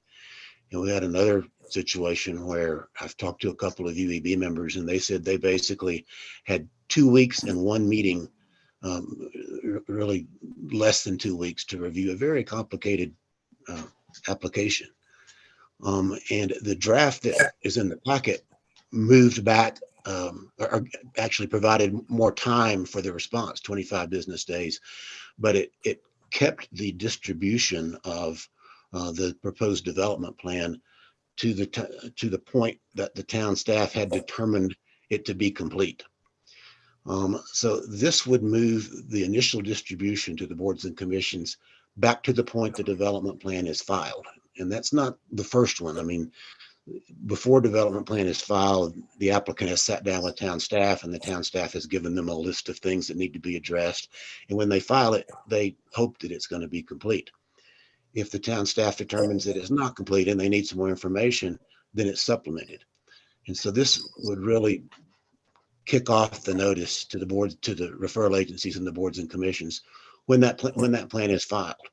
And then if the staff says, no, we need more information on items, B, C, and F, and that information is provided, then the town staff would supplement that and do a second distribution to the boards and commissions.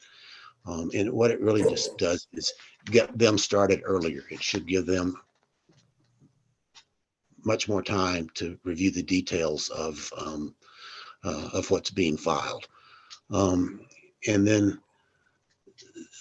the other thing that it does, the process that exists now and the draft in the packet, as I mentioned before, provides for notice to nearby property owners, which is entirely appropriate. And then they're given the opportunity to comment. And when the applicant files their development plan proposal, they're also required to file at that time a list of addresses of nearby property owners and the envelopes to give them, send out the notices to them. But nowhere in the existing code or in this draft did it ever say when notices were supposed to go out to the property owners. You give the names and addresses and envelopes, and they're supposed to comment, but it never said when they get notice. So this basically says they get notice at the same time as the referral agencies and the boards and commissions. And that's basically just plugging a hole that exists right now. So those two things, earlier distribution to boards and commissions and specifying when property owners get notice, are what's intended to be added by that language. Are there any comments or questions? If not, I'll call for the vote. Mayor Angelo, Aye. Mayor Pro Tem Browning, Aye. Trustee Waugh, Aye. Lowell, Aye. Trustee Miller, Yay. Trustee Caravas, Aye. and Trustee Rogan. Aye. The amendment passes unanimously. Continue, sir. Okay. Last one, I promise. And just, look, I'll make the motion first. I move to amend the draft of section 17-17-70A on page 19 regarding location and extent review by adding at the end of subsection A this language. Provided, however, that location and extent review shall not be required for any town project for which the majority of funding, including grant funding, is authorized by the Board of Trustees. Second. We have a motion and a second. Explain, sir. Okay. Quick preliminary statement. Like trustee and Mayor-to-be Rogan, I was on the PCDC before I got on the board, 2 years before she did. And when I was on the PCDC, I think was the first time that something came through under the development plan process. And some of these changes were some of the inconsistencies and gaps in the development plan review process were noted by the planning commission. That would have been in like 2017. So the reason I've got this list of stuff is they've actually kind of been in my notes for, gosh, 5 years.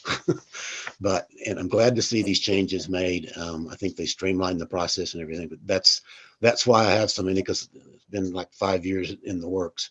This particular one has to do with eliminating a possible step on location and extent review that is, in my view, redundant and unnecessary.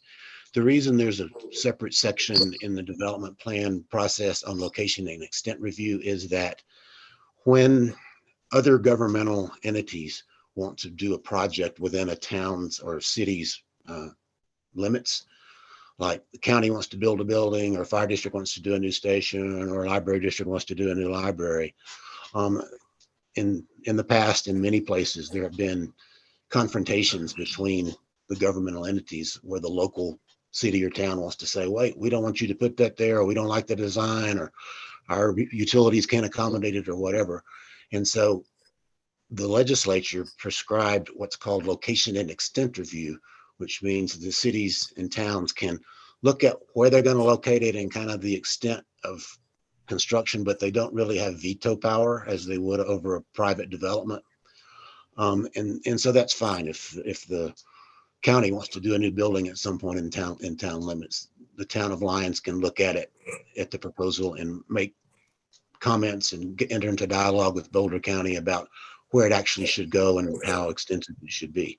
But that process, it seems to me, is really unnecessary when it's the town itself that's approving the development, every one of these projects, like the ones we're about to discuss and the flood recovery projects, the town board knows where it's going to be and they know the extent of it, or they wouldn't approve it.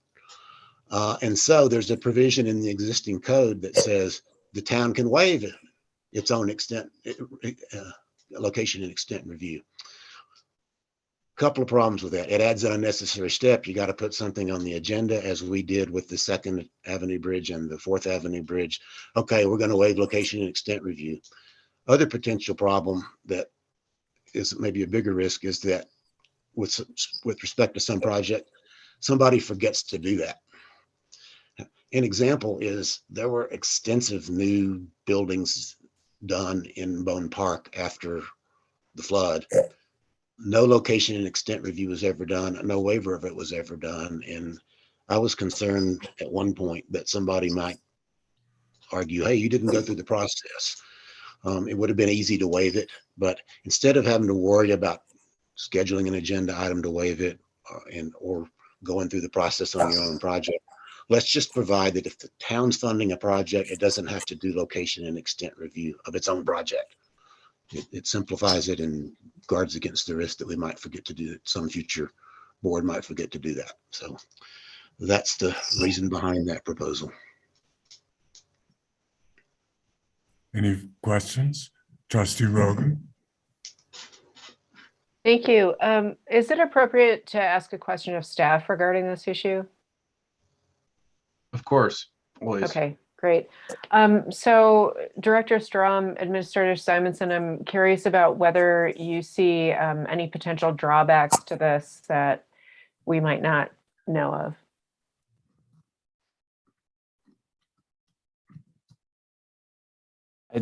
With us, I don't see any issues with the, are you discussing the specific, all of them, or? No, just the one. The one, yeah, no. Administrator Simonson? I can tell you that over the years, especially during the flood recovery, it was forgotten to declare a location and extent. And so I agree that if the board has approved a project, maybe we need to, if we're not going to do location and extent, maybe, host a public hearing or something on the topic, but I'm okay with this as well for the town. And Counselor, you're okay with it? Yeah, I think legally it makes a lot of sense. I think Administrator Simonson identified maybe the one potential negative of this. There could be political ramifications, right? If people are expecting some sort of increased review of town projects that doesn't happen because of this exception. But I think practically the experience has been that we haven't done this.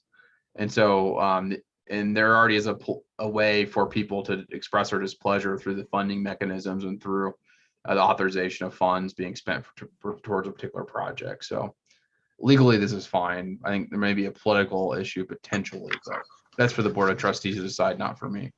Any further comments? We have a motion and a second. I'll call for the vote. Mayor Angelo? Aye. Mayor Pro Tem Browning? Aye. Trustee Lowell? Aye. Trustee Waugh? Aye. Trustee Rogan? Aye. Trustee Miller? Yay. Trustee Carabas? All right. The amendment passes unanimously. Now we'll vote on ordinance 1113 as amended. Are there any comments? Seeing none, I'll call for the vote, Madam Clerk. Mayor Angelo? Aye. Mayor Pro Tem Browning? Aye. Trustee Lowell? Aye. Trustee Waugh? Aye. Trustee Rogan? Aye. Trustee Miller? Yay. And Trustee Carabas? All right. Ordinance 1113 as amended is passed unanimously. Could you please read the next item into the record, Madam Clerk? Yes, the next item is a second reading of public hearing on ordinance 1119, an ordinance of the town of Lyons, Colorado, amending the Lyons Municipal Code and zoning map to allow solar in the parks and open space zone. Staff? Hello again. One more second reading. So First reading was approved on February 22nd by the board for second reading and public hearing. I'd just like to note a correction in the cover sheet it notes that first reading was February 7th. It was the 22nd. But background on this, in 2016, the town enacted Ordinance 959, revising the parks and open space zoning to require that any changes to the zoning of parks and open space land be referred to the registered voters of the town at an election and be approved by a majority of voters. In 2021, the town passed Ordinance 1107, which referred the following question to registered voters at the November 2nd, 2021 election. Shall the construction of a solar generation and battery storage facility be permitted on approximately 1 acre of Bone Park, southwest of the Bone Park Dirt Jump Bike Park in the town of Lyons? Yes or no? The voters approved the measure. In January 2022, the town was awarded a $1 million grant by DOLA to construct a solar generation and battery storage facility in Bone Park. However, the location of the facility, which was approved by the voters, is not an allowed use in the Parks and Open Space Zoning District. So the Planning and Community Development Commission passed PCDC Resolution 2022-01 on January 24th, recommending the proposed text amendment to the town zoning code. That resolution is included in your packet. With that, I'm happy to answer any questions. Are there any questions?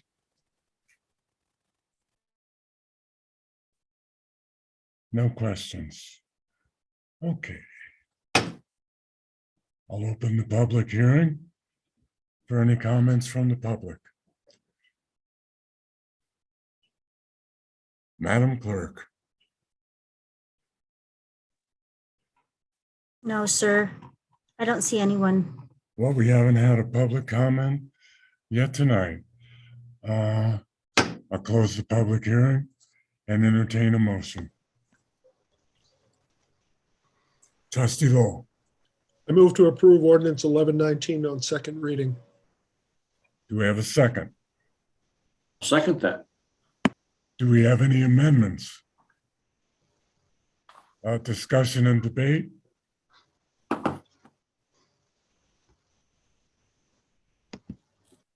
Well, go ahead. I was just saying, I think we discussed this pretty thoroughly at first reading, so my position is the same as stated at the first reading. Yeah, and my position will be the same, and I'd just like on the record to explain why. Because I keep researching this issue, and the more that I learn, the more I feel that, number one, this isn't the right location because it's not expandable. I understand the concept of abiding by the will of the people. I could bring up situations where the will of the people was not respected on a couple of issues, but that's irrelevant to this discussion. I don't think it's going to solve, because of its lack of being able to produce enough electricity, what we really should be looking at. I find it somewhat incongruous that we would be speaking about a wastewater treatment facility that uses more electricity than any other building that we have in town, and that this facility cannot run the wastewater treatment facility on a microgrid constantly. So yeah, it may shape the curve, which was the original intent. But personally, I think that the demand for electricity is going to be so far beyond what we're comprehending right now that I don't think that this particular facility and what it generates is the answer. We own property that does give us the capability to expand a facility that could provide enough electricity to power a microgrid for the wastewater treatment facility. And getting back to the election, it was stated, and the reason that we did not include the other two locations, which did not necessitate an election, is that perhaps we would be able to give them consideration, and now we're not. And so I will be voting against this again, and those are the reasons why. Any further comments? If not, I'll call for the vote. Mayor Angelo, Nope. Mayor Pro Tem Browning, I think Trustee Waugh had a comment. Trustee Waugh, excuse me, I'm sorry, I didn't see that. Yes, sir. Thank you, Mayor Pro Tem. I concur with the mayor's assessment of this, and I also will be voting no. Any further comments? If not, I'll call for the vote. Mayor Angelo, No. Mayor Pro Tem Browning, Aye. Trustee Rogan, Aye. Trustee Waugh, Trustee Caravas, Aye. Trustee Lowell, Aye. Trustee Miller. Yay. Ordinance 1119 passes 5-2. Could you please read the next item into the record, Madam Clerk? Yes, the next item is the second reading of public hearing on ordinance 1120, an ordinance of the town of Lyons, Colorado, setting the compensation of the mayor and members of the Board of Trustees for terms of office commencing April 2022 to be effective January 1st of 2023. Staff? Excuse me, Mayor Angelo. Yes. I'll be recusing myself from this, and I'd ask that somebody shoot me a text when it's complete. Okay, Madam Clerk. Do that, please. Thank you. Attorney Staff? Dittman. Yeah, thank you, Mayor Angelo. So I just wanted to, before we start, mention for the public's benefit, and I'll pull up my screen to show that there was an error in the version that was uploaded. Can you see? Hold up. Can you see the Word document? Yes. Okay. So there was an error in the version that was uploaded to the agenda. It inadvertently left out one of the amendments the Board of Trustees passed at the last Board of Trustees meeting.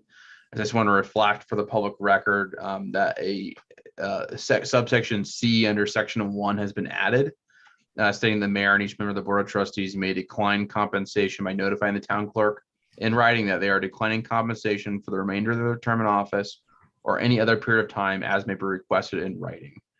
And that was in response to an amendment by Mayor Pro Tem Browning, I believe, that was passed by the board. And so that was not included in the public version. But unless there's any objection from the board, I would ask that this be considered the version that we vote on. And so it would not be necessary for another amendment to incorporate this. Are there any objections from the Board of Trustees? Could we have our screen back, Counselor? Yes, of course. Thank you. Thank you. Once I figure out how to do it. There we go. Okay. There you go. Okay. So are there any additional staff comments? I was going to give a quick overview of the overall ordinance. Go right ahead, ma'am. This is an ordinance that would set a new rate of compensation for elected officials beginning in January of 2023.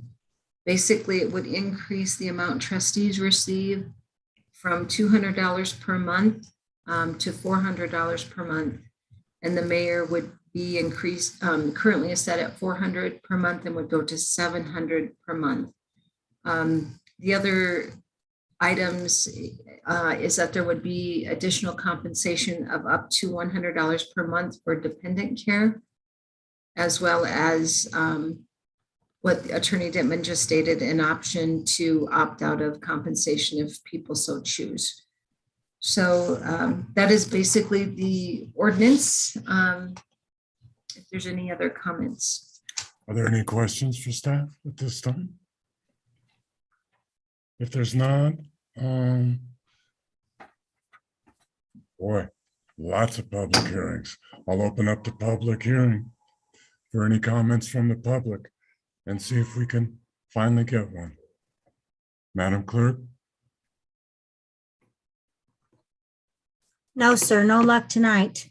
Wow. I'll close the public hearing and entertain a motion.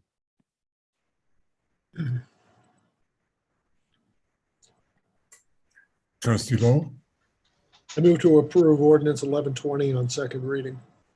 do we have a second? Second. Second. We have several seconds. Any further comments? If not, I'll call for the vote. Mayor Angelo, Aye.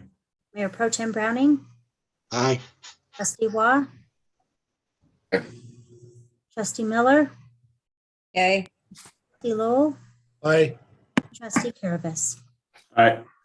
The ordinance passes unanimously. Let's take a 6-minute break and come back at 1:45 and let Trustee Rogan know that that's what we're going to do. Please, Madam Clerk. Will do. Thank you.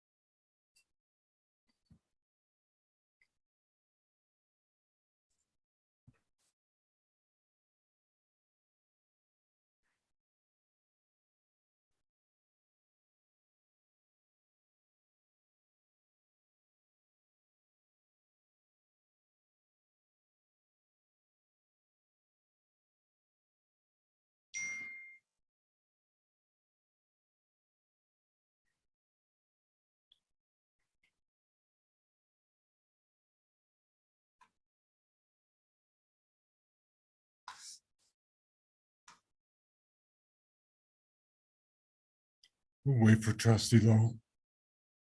Trustee Miller. Sir, I just received a text from Trustee Miller that she needed to leave the meeting. She's not feeling well. Okay, thank you. If the record can reflect that, please. Thank you. We'll wait for Trustee Lowell then.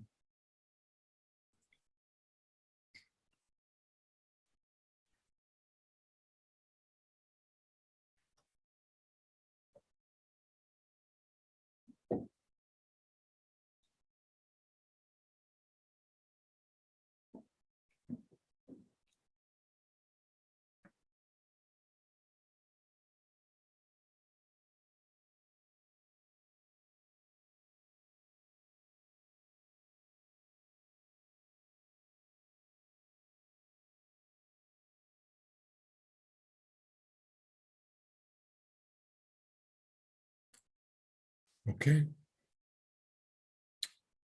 Madam Clerk, could you please read the consent agenda into the record?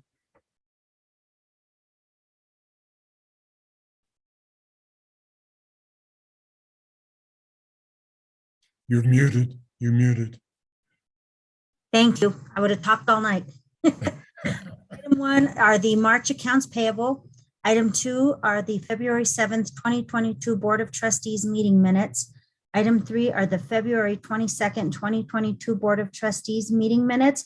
And listed are the February 23rd Special Board of Trustees meeting minutes, but I did not get those posted in time, sir, so those are not ready. Okay. Do we have a motion to approve the consent agenda? So moved. Do we have a second? Second. Are there any items that any trustees wish to remove from the consent agenda? Seeing none, I'll call for the vote, Madam Clerk. Mayor Angelo, Aye. Mayor Pro Tem Browning, Aye. Trustee Rogan, Aye. Trustee Caravas, Aye. Trustee Lowell, Aye. and Trustee Waugh. Aye. Consent agenda is approved unanimously. Please read the next item into the record, Madam Clerk. Yes, the next item under general business is discussion direction to staff to form a wildfire mitigation and WUI code task force. Staff? Hello. So this item was added to general business as a follow-up to the workshop that we held with earlier tonight with PCDC and the Board of Trustees. This was really added to as a placeholder in case there was any action or formal direction that would be required after that workshop. Just to give a brief summary for the public, we discussed the wildfire, the current wildfire task force, which was considered more temporary, and it's coming to an end, and the potential for a more permanent board or commission moving forward. I would like to note, as Trustee Browning pointed out earlier, any task force, board, commission group would be advisory to the Board of Trustees. This is the case for everything with the board, then, implementing the advice through resolutions or ordinances. So I guess based off our workshop, I'll leave it open to see if the board wants to discuss anything further here or has any questions, or we can be brief with the item as well. Are there any questions for staff?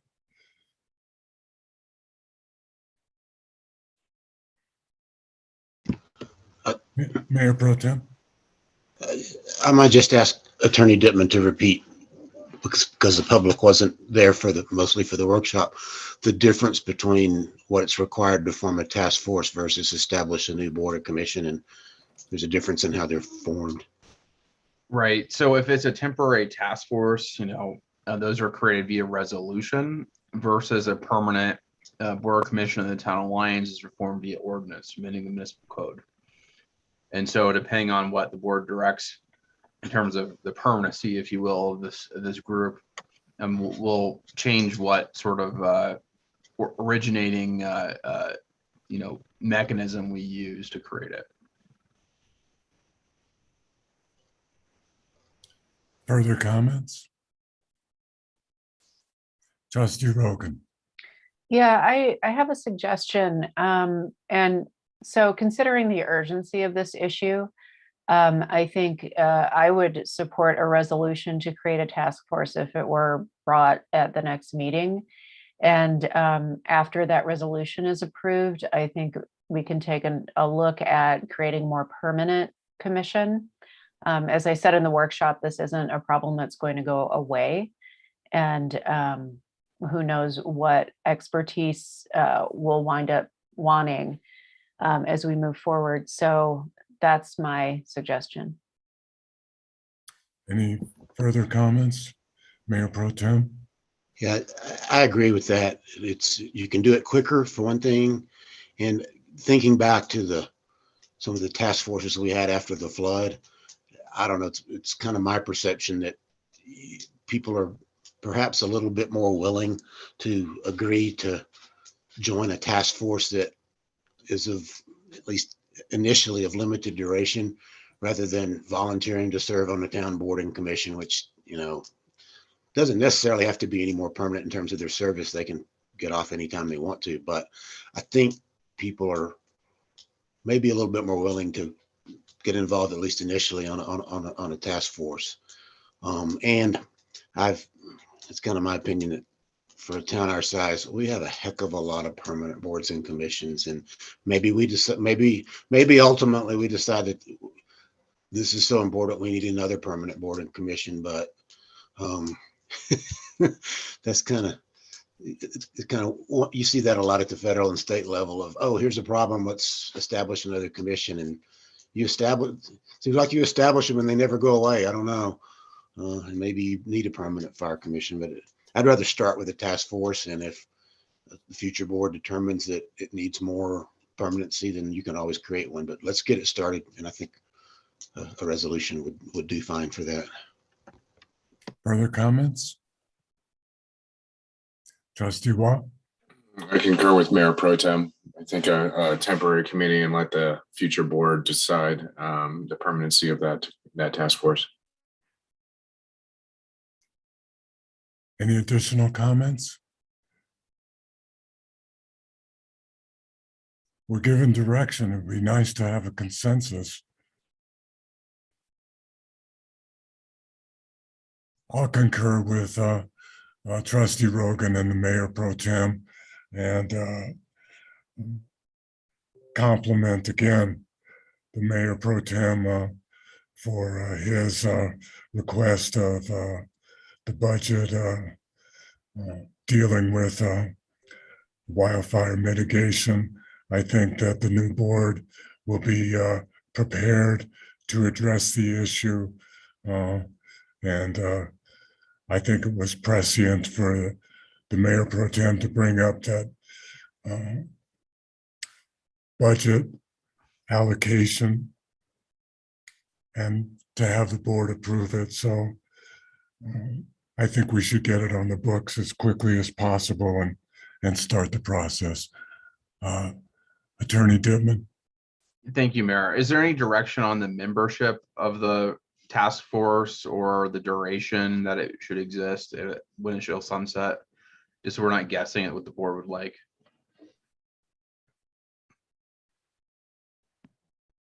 Any suggestions?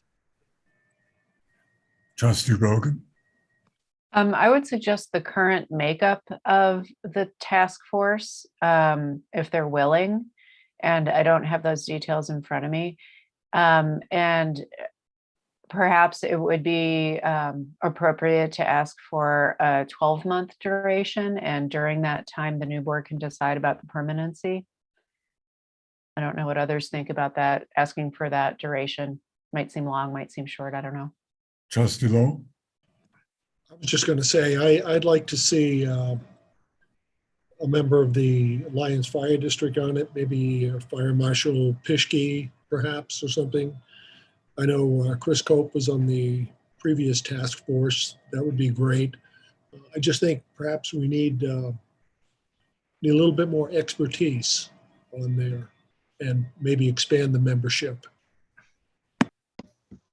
I agree with that wholeheartedly. Mayor Pro Tem?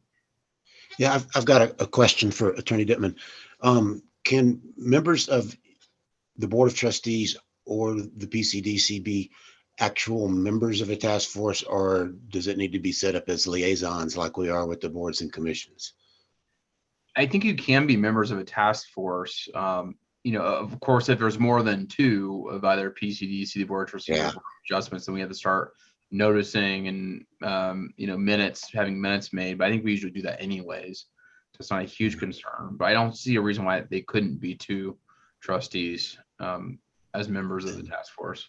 Yeah, then I would like to see at least one member of the Board of Trustees and at least one, I guess I should say at least one, but no more than two of the Board of Trustees and the PCDC on that task force, assuming that people are willing to serve. And I would also like to see if somebody's willing to serve a representative from the Parks and Recreation Commission, because the Parks and Recreation Commission is given specific authority to give advice on parks and open space.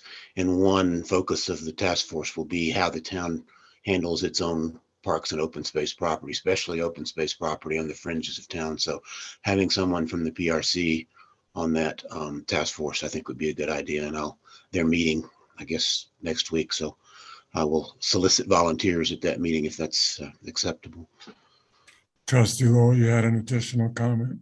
Yeah, I was reminded by Mayor Pro Tem, I think also there should be an ecology board member on that. A lot of the mitigation lands in question do have some ecological value to the town, and I know that there is a review process on some of these properties that needs to be undertaken. I think it would be appropriate to have a EAB member on it as well. Further comments? Trustee Rogan? I wonder if it's appropriate to see if there's somebody at the county level who would like to participate. I'm not sure who that would be, but that might be helpful. I think that's a fantastic idea, especially in regard to coordinating mitigation strategies. So I think that's a fantastic idea, and I think that your suggestion of a 1 year, for all intents and purposes, trial period is also a good idea. Trustee Careless? A couple things. One question would be, if we continue to add people from outside the town of Lyons, at what point does this become a duplication or a triplicate of what the left-hand water district's doing, the other districts are doing with the fire chiefs, with the state forest service? So will they really be willing to participate in another committee doing the exact same thing they're already doing? Or does the committee we have just grab the information from those people? That's just, I don't know the answer to that. I'm just throwing it out there. And the question for Brandon would be, this task force, what are the boundaries of it? Meaning they have to follow the same rules, all boards and commissions, just do their training on, no group emails. They have to follow all that guidelines too, correct? Yeah, it's a governmental entity, Yep. so it would have to follow all the same ground rules that we all do. Okay, so they all go through the training that we just did to everybody. So okay, just want to make sure that everyone is aware of that. Okay. Thank you. Further comments? So I think that we've come to an agreement to do a task force. I don't think that there are any objections to having it be for a year. And suggestions about the different entities that may be involved should probably most likely be left in the hands of the future board to make a decision on. But I think that the decisions, that the recommendations by this Board of Trustees are valid, all of them. Ecology, Park and Recs, Boulder County, the fire district. I think those are all important. And the more we coordinate, especially in regard to this issue, with the fire district, the better it's going to be for everybody. And I don't necessarily think that that's a duplication. I think that that's a matter of all being on the same page. And I think that they'll have some really, really important suggestions, because I've talked to the chief, and he's very concerned about, things like our, dead ends, and, and how we have to coordinate everybody, and maybe our practices. So I think that involving the fire department is going to be also very, very critical. So I think that's somewhat of a direction, is it not? That helps give me a place to start, so I appreciate that. There you go. All right. I think the thing we do agree on absolutely is that it should be a resolution instead of an ordinance, and a task force, therefore. All right. Please read the next item into the record, Madam Clerk. Yes, the next item is discussion, direction to staff regarding the 2021 preliminary year-end financial update. Staff, Finance Director Eystone. Good evening. I will share my screen with you all. We finally have the long-awaited 2021 financial information. So I will first start out as reminding you that these are still unaudited numbers, so they are still subject to change. But some key notes here was that the 2022 balances were derived from the 2021 revenue and expense projections that we had developed close to year end last year for the budget. And then most of our funds for 2021 collected revenues that were higher than the projections, which is always great. However, many expenses were also higher than the 2021 projections. So that kind of eats into the difference there that we have for reappropriation. So the net total difference between the projection and the actual is what's available to be utilized in 2022. So the general fund, we projected about 2.8. So this column here is the projection, and then this column is the unaudited financials. So we projected about 2.8 million, and then we collected a little over 3 million. So that was great, but as you'll see here, the expenses, we were projecting about 2.5, but they came in at about 2.7. The good news is that we still came in higher for a net total. So we have about $93,000 in the general fund that can be available in 2022 for reappropriation. The Parks and Recreation Fund was a similar concept there. We collected more revenue than we projected. However, we also had higher expenditures than projected, with a net total difference of about $20,000 that can be utilized for reappropriations. The next fund is the electric fund. You'll see that we actually collected higher revenues in this case, and then had lower expenses for the electric fund, and that was due to lower capital costs. So we have, for the 2022 budget, about $96,000 available for reappropriation. The Water and Sanitation Fund is a little bit different.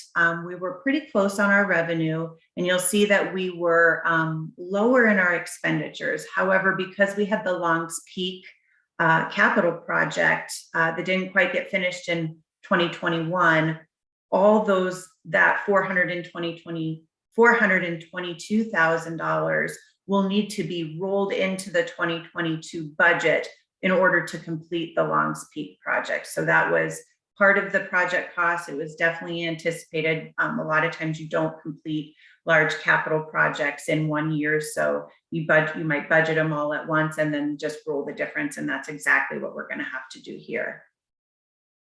The Stormwater Fund is the exact same. We did have a little bit higher revenues, but lower expenditures. Again, though, that $44,000 that you see will be needed to complete the stormwater portion of the Longs Peak project. And that's it. This presentation is really just kind of a kickoff of our next agenda item, which talks about project shortfalls. But I will mention that any appropriation or reappropriation of dollars does require a budget amendment. So whatever we decide, to do with these dollars, if anything, if the board decides to do anything with those, we will need to bring a budget amendment and a resolution at a future meeting. With that, I'm happy to answer any questions you might have before we start the project.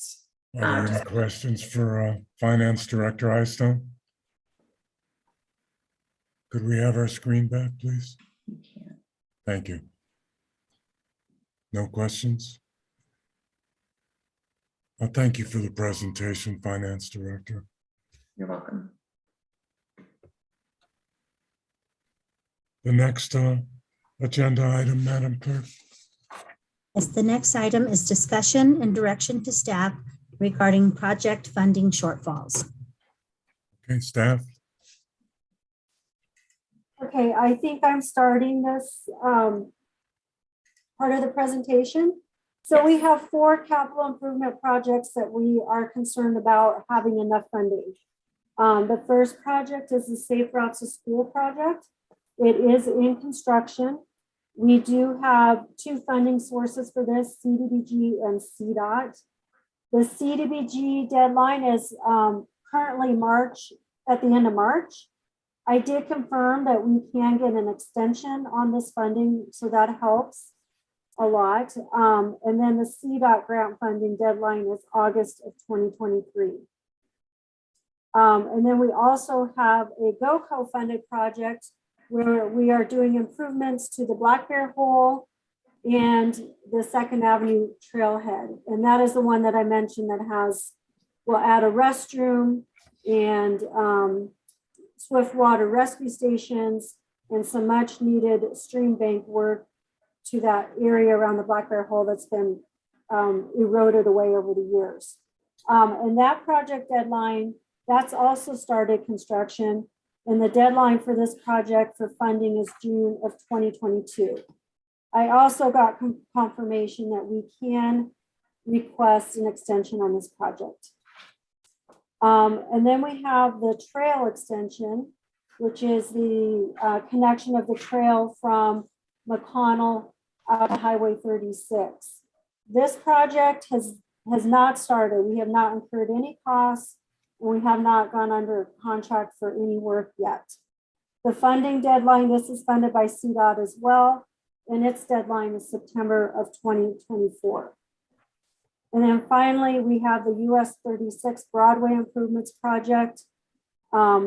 This project currently is in design, and the funding deadline for this is 2024. Okay, Okay. Are you guys able to see my screen? No. no, Oh, bummer. Sorry. Give me 1 second here.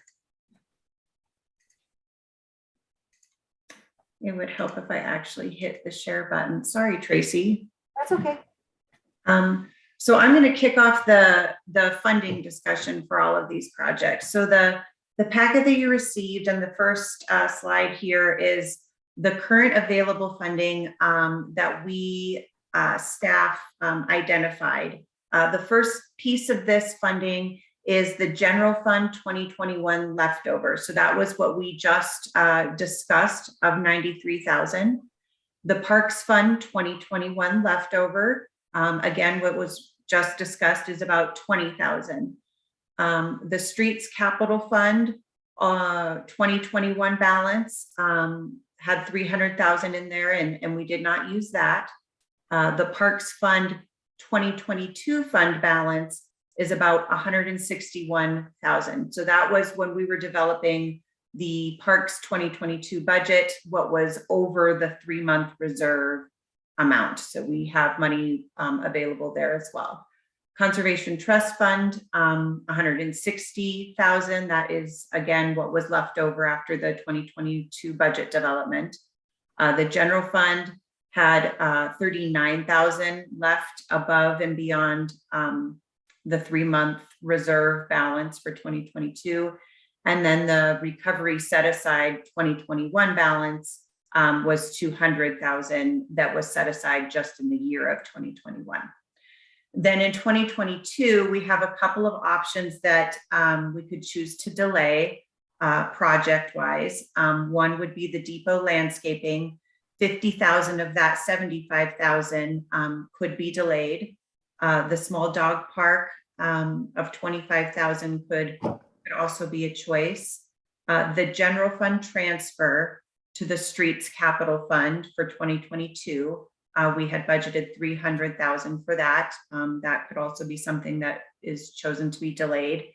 And then the trail extension project, the Parks Fund portion of that is 152,000, and that could also be delayed. That is one of the projects that is currently over budget. And if we were to choose to delay that, that would free up $152,000.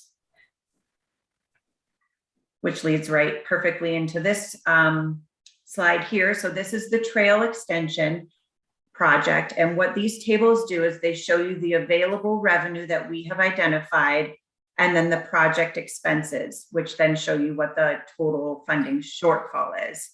Below, we have the shortfall funding proposal. And in this case, an option to consider could be to delay the project to the 2023 budget in order to utilize the parks donation and the parks funding in the amount of $152,000 for other projects that are identified here tonight. So that is a potential option for that project. That would mean that in the 2023 budget, we would have to find the additional $152,000 to match and cover that budget shortfall from the revenue piece. The Safe Routes to School project, we have identified a funding shortfall of about $227,000. Possible funding sources for that would be to utilize 50,000 from the Parks Fund, utilize the 152,000 from the trail extension project from the prior slide that I just showed you, and also to delay the small dog park for the time being. The Black Bear Hole and Second Avenue Trailhead, which is the GOCO project, has about $77,000 shortfall. A proposal for that would be to utilize Parks Fund in the amount of about 22,000, and then the Conservation Trust Fund in the amount of about 55,000. And the last project is the US 36 Broadway Improvement and Multimodal Trail The shortfall on this one is a little bit larger, 449,000. The proposals below don't quite cover all of it. I think it's shy, maybe about 6,000 or 7,000, but with contingency, we can, I think that would be a comfortable amount there. So the general fund could utilize that 93,000 from the general fund. We could delay the 2022 general fund transfer to the streets capital and just reappropriate that for the time being, and then delay the depot landscaping in the amount of $50,000. I know that the streets capital fund is something that we really want to get funded. So I think if this was an option to be chosen, it has been discussed that as additional funding becomes available, for example, the use tax from the potential hotel, that could be used to replenish, if you will, that transfer, which just means we would reprogram that transfer in at a later date. We reappropriate this dollar now and then reprogram the transfer in at a later date, should the Board of Trustees choose to do that. Can I add one thing about that project? I don't know if it matters, but this project will span this year and next 2023. So I don't know if that makes a difference when you're looking at budgets or what to utilize this year, and then possibly some of it would come out of the 2023 budget. Yeah, that's actually a really good point, Tracy, because there's a good possibility that the use tax could be available in 2023.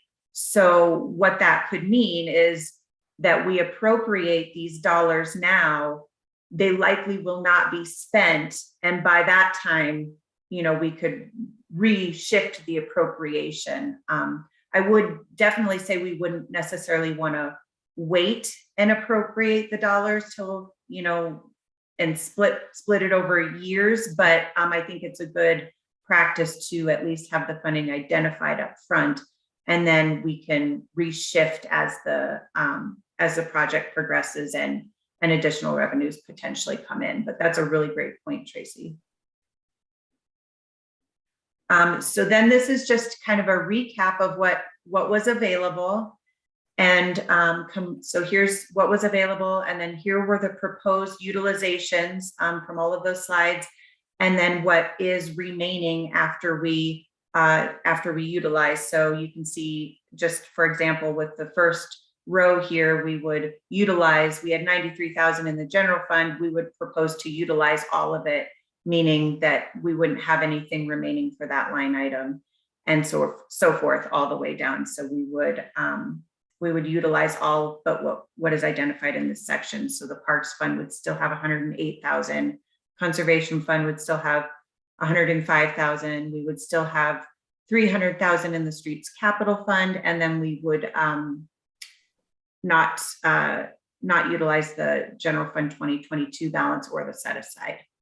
And then a caveat I would like to mention is that staff is still pursuing additional grant funding. So if additional funding were to be awarded, we could always utilize that in lieu of any of these options once those awards have been determined. And with that, we'll open it up for any questions. Are there any questions? Do we have our screen back, please? Yes. Thank you. Mayor Pro Tem. Couple of questions. If, since the Broadway project will extend into 2023, if the town should be so fortunate during 2023 to have an overage above our projections, like for sales tax receipts, as we did in 2022, then potentially that funding might be another source of either funding the project or replenishing the streets fund, I suppose. Even though, just like this year, we wouldn't know those final amounts until March of 2024, maybe. but that's a possibility. Is that a possibility for potential street fund replenishment?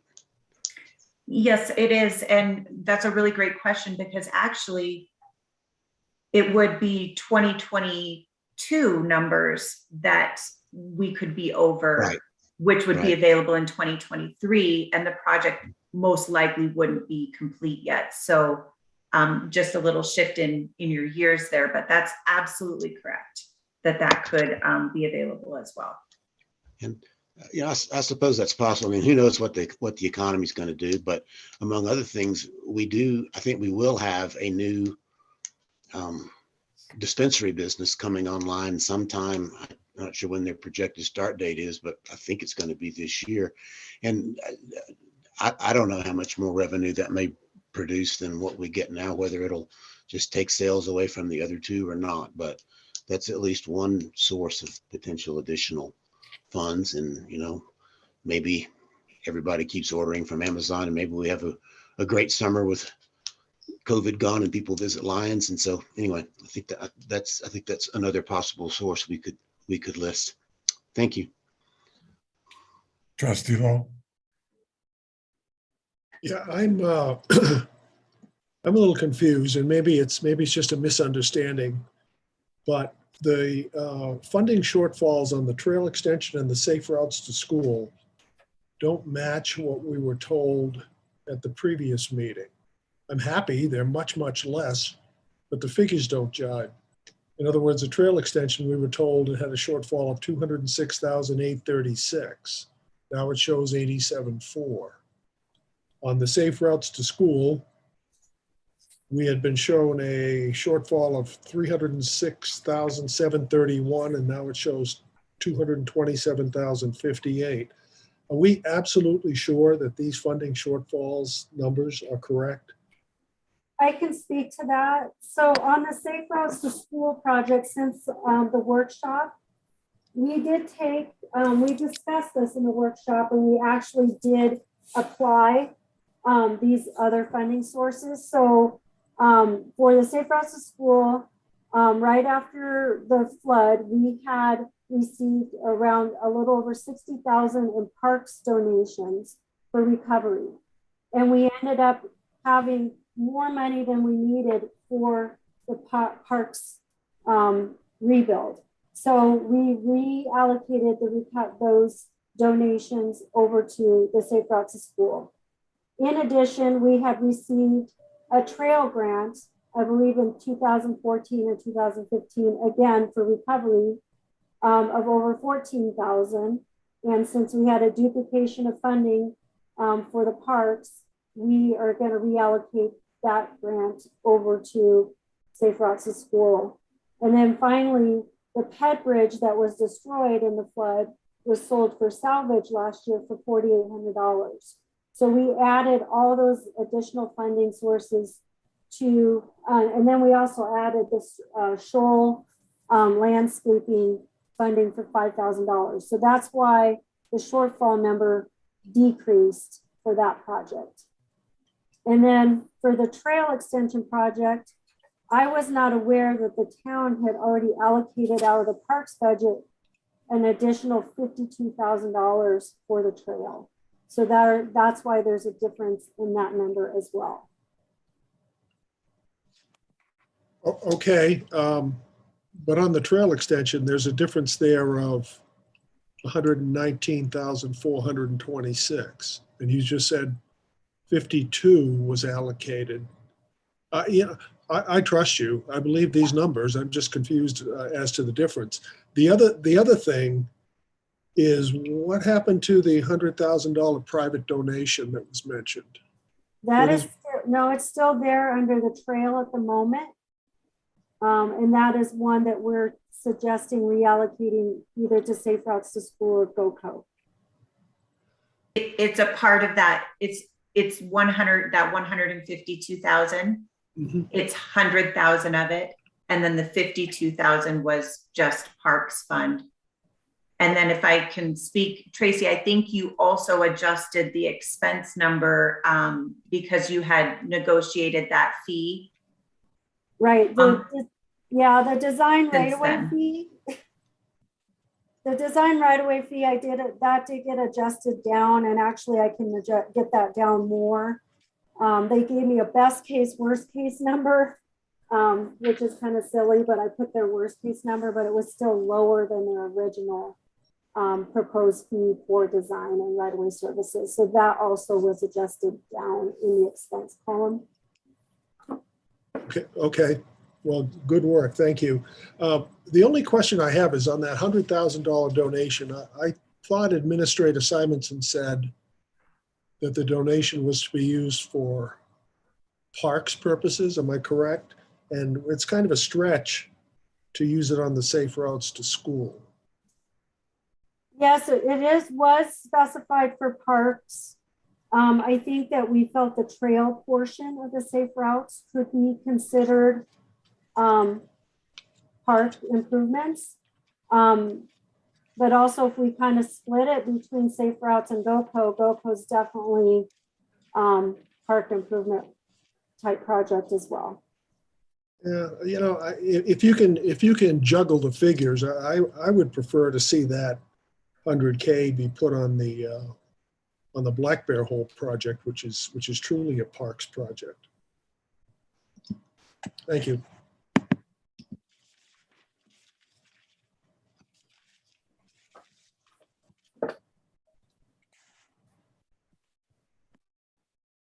Looks like we lost the mayor.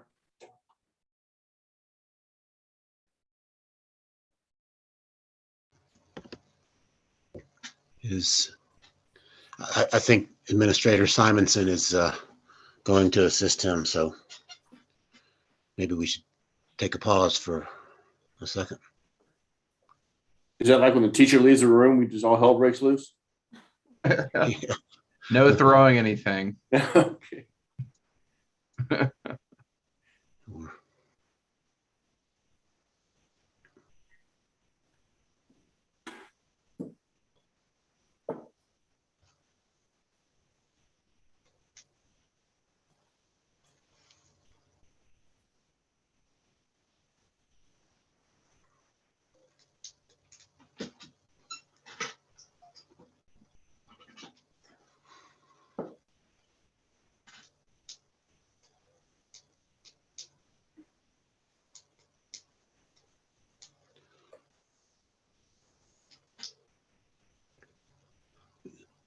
While we're waiting, Trustee Lowell, in regard to your last point, that same thought had occurred to me, and I'm always look carefully at park stuff since I'm the parks liaison, but although that project is named Safe Routes to School because that was the grant source, that was the largest grant source on it, something important that trail part of it does is it connects Bone Park and the hike and bike trail in Bone Park to Sandstone Park and to the multimodal trail that's going to go on along with the Broadway. Even though it's part of the Broadway project, it is very much a trail connector and a park connector. It will connect Sandstone and Bone Parks and connects existing, basically two sets of existing trails. So yeah, my first impression was kind of the same, but I kind of came to the conclusion that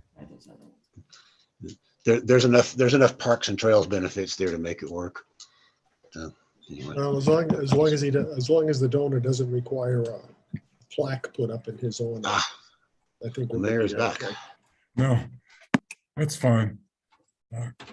Continue. My speaker went out. Trustee Rogan? Yeah, thank you, Director Eystone. Do we have any sort of rough estimate of what the use tax for the hotel as proposed might be? That is a really good question. We do. Let me get my figures here. I had it written down. Director Kaplan put it into the permit estimator system, and it looks like approximately 216,000, which means 144,000 for general and 72,000 for parks and recreation purposes. Thank you. You're welcome. As long as you can hear there. It's not the greatest. Are there any further questions or comments, Trustee Waugh? I just have to say, for consistency's sake, I'm not a big fan of delaying the street fund transfer. This is something that we've kicked down the road for year after year after year. That money needs to be allocated. You know, we had a presentation about road maintenance. The longer we wait, the longer, you know, the more expensive it gets. I just think that that's an easy target that is used in every possible opportunity to be delayed or pushed again down the path. And I personally cannot support that. I think we need to get that money into the streets fund as we committed, as we've planned, as we've said is important.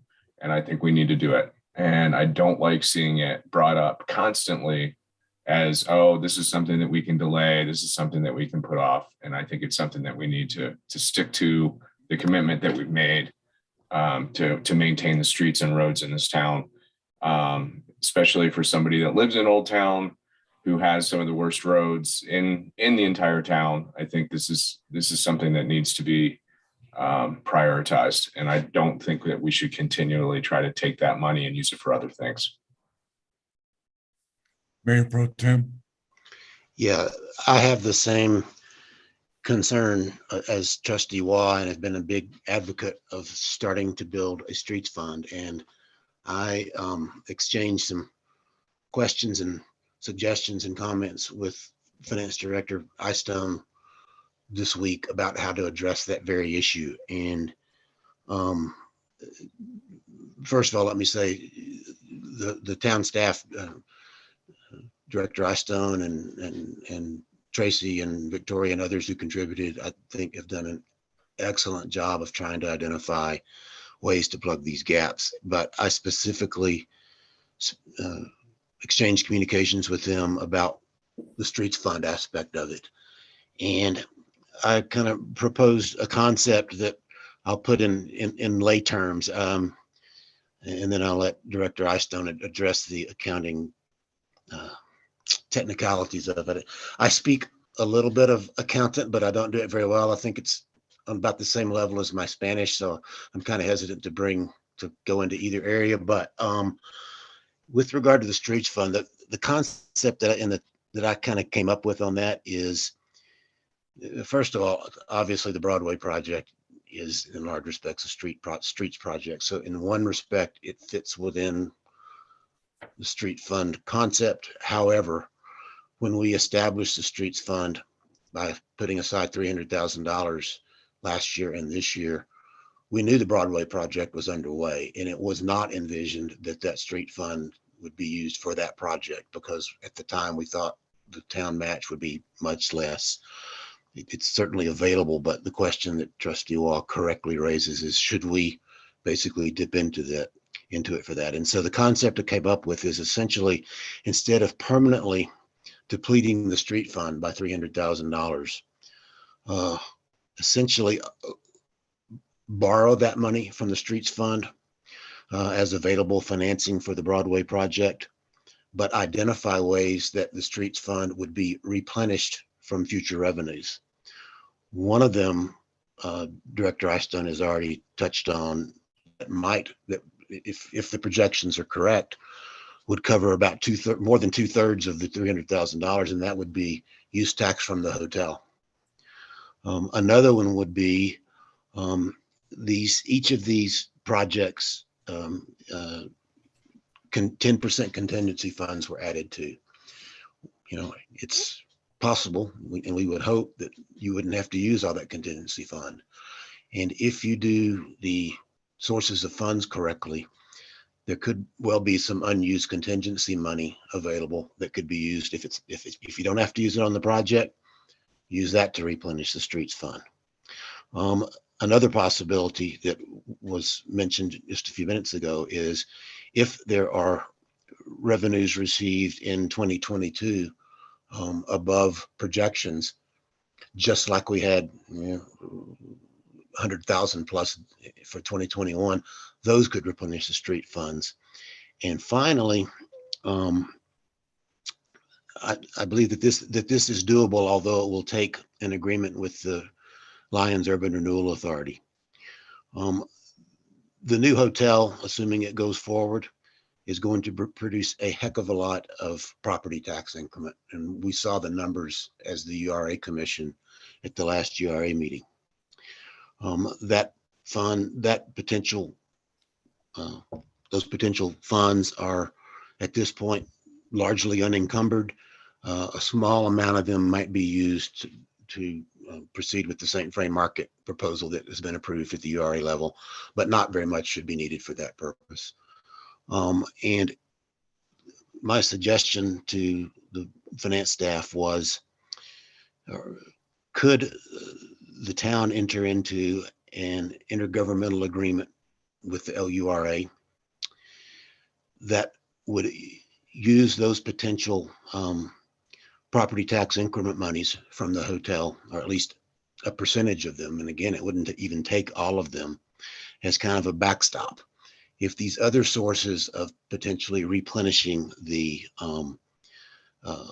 streets fund don't total the $300,000, then whatever short remainder there may be, there should, if the hotel goes forward, be plenty of funds in the property tax increment from the hotel to replenish that street fund. And I think that would be an appropriate use of those property tax increment monies, because the Broadway project, with however many parking spaces it produces, 47, 51, somewhere at that level, is absolutely essential to the hotel.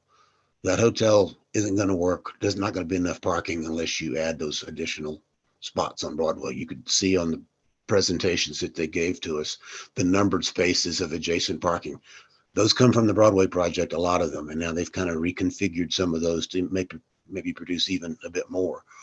And so if you look at all those sources, I am fairly confident that it will be possible to replenish the $300,000 that's, if we appropriate it now as sort of a loan from the streets fund to this project, and that's not a proper accounting term, I know it's not a formal loan, that money can be replenished. And the streets fund, the $600,000 that we've put into the street fund for 2021 and 2022 will stay there. And I would hope that future boards would continue to focus on trying to add to the streets fund for the very reasons that Trustee Wass said. That fund recognizes the fact that Lyons is way, way behind on its street maintenance from periods dating back prior to the flood. Of course, all of that is dependent on funding decisions by future boards. This board cannot bind a future board, and that's just the nature of what we deal with. I mean, the new board 2 months from now could take the $300,000 out of the street fund and, throw a 4th of July party if they wanted to. I mean, that's just the way it works. You always have the ability to amend the budget, and you can never bind the next board to appropriate money. But what I would envision doing in that respect is, when the resolution is presented to us to implement these funding proposals that the staff has proposed, that in that resolution, this board would essentially set out a roadmap for future boards as essentially a recommendation that we look to these funding sources to replenish the street fund. We recommend that you do that. The use tax from the hotel, overages for 2022, if necessary, property tax increments from the hotel. And that basically we, at the time we proved this, that we set out a plan, a roadmap basically on how to return this $300,000 to the street map and to the street fund. And like any roadmap, you can provide it, people don't have to follow it, but it's better to have one than not. And I would also not feel comfortable if I thought this $300,000 was going to come permanently out of the street fund. It was quite an effort to get the street fund started and funded, and I would hate to see half of it go away in year 2. But I think we can come up with a plan and recommendations for future boards to basically replenish that money. And if that's in the resolution, I can support that. I think this plan is well thought out under the circumstances. I commend the staff for what they've come up with, and I can support this. with that caveat, is that it be accompanied in the resolution with a roadmap for how to replenish the street fund. And so I'm in favor of that. And that's something, again, we have the chance to address when that resolution comes before us. Further comments? Trustee Caravas. This is probably more of a question to Director Eystone and possibly Victoria. The current leftover funds from 2021, you have listed on your documents, plus what we just budgeted for general expenses, with the current increase in inflation on all items across the board, energy costs especially. How are you estimating that's going to affect us over the next 6-7 months here in Lyons? I think when we built the budget, we did build some inflationary factors into a lot of those. We'll be watching those carefully throughout the year, definitely. And I think if, we see concerns, we'll have to find ways to either cut down costs. We do have vacancy savings that we are already currently tracking for purposes of, having that cushion for those types of things. Unfortunately, we do have positions that we're just having a hard time filling. So vacancy savings, though, is an welcomed cushion. Yep. And I would also thank you for that. In addition to that, I agree with Trustee Waugh. One of my biggest things I ran on in 2016 was capital improvements. And we worked very hard on 2016, 2017, even though we were still heavily into flood recovery. But we were still able, staff was able to still work and get estimates done. Different commissions received information, we got things worked out. We were able to set aside the money for the recovery, for the clawback. We got this, as the Mayor Pro Tem just discussed, got the street funds finally done. And now, as Trustee Waugh said, we're trying to rate them. I don't like that idea at all. I wouldn't support it. However, if we have a way of what Mayor Pro Tem brought up to make it work, or lay out a roadmap, as he indicated, that we'd like it to be done, I could probably support that. But as I stated, since 2017, 2018, the staff that was here listening to me bitch about it, is projects funded by grants are always costing us money. That's it. And here it is again. We went out for grants, like the projects, we all agreed, including myself. And I've always stated that it's going to cost us money. And here it's costing us money. So do we let the streets continue to deteriorate on 2nd and 3rd Avenue High, with some pretty poor drainage right there by the school, as we have water moving across surface with a drain just 3 feet away from it, but it goes the other way. Freeze thaw destroys that road. We spent a lot of money fixing it right in front of High Street and 3rd Avenue to get to the school. At some point, I sat on, before the statement, I sat on an appointment by a governor of Nebraska to help with some projects. And it was mainly projects that state and governments love to do, which is not take care of the boring stuff, roads and buildings. And we had to take care of them and find special money from a state legislature that's set aside to the tune of hundreds of millions of dollars to repair things that were neglected to the point they rotted buildings, mold abatement, that, as Trustee Waugh said, it's only going to cost us more. So I don't think it's as easy as possibly described as moving some of these funds around. Do I have the answers? No. We're going to have to come up with them. But number one, as we said, one of the last meetings, is that trail extension, I think, should completely off the table at this point. Sure. I'll leave it at that for now. I'll list some other colleague statements. Further comments? Trustee Rogan. In regards to the street funds, the notion of borrowing and paying back, I think at the surface sounds like a good idea, but the hotel, their development plan agreement hasn't even been approved. We don't know that the hotel is going to get built. We can't count on unused tax. We can't count on a property tax increment. It's counting our chickens and spending our money before we have it. And I don't think it's a good idea. Thank you.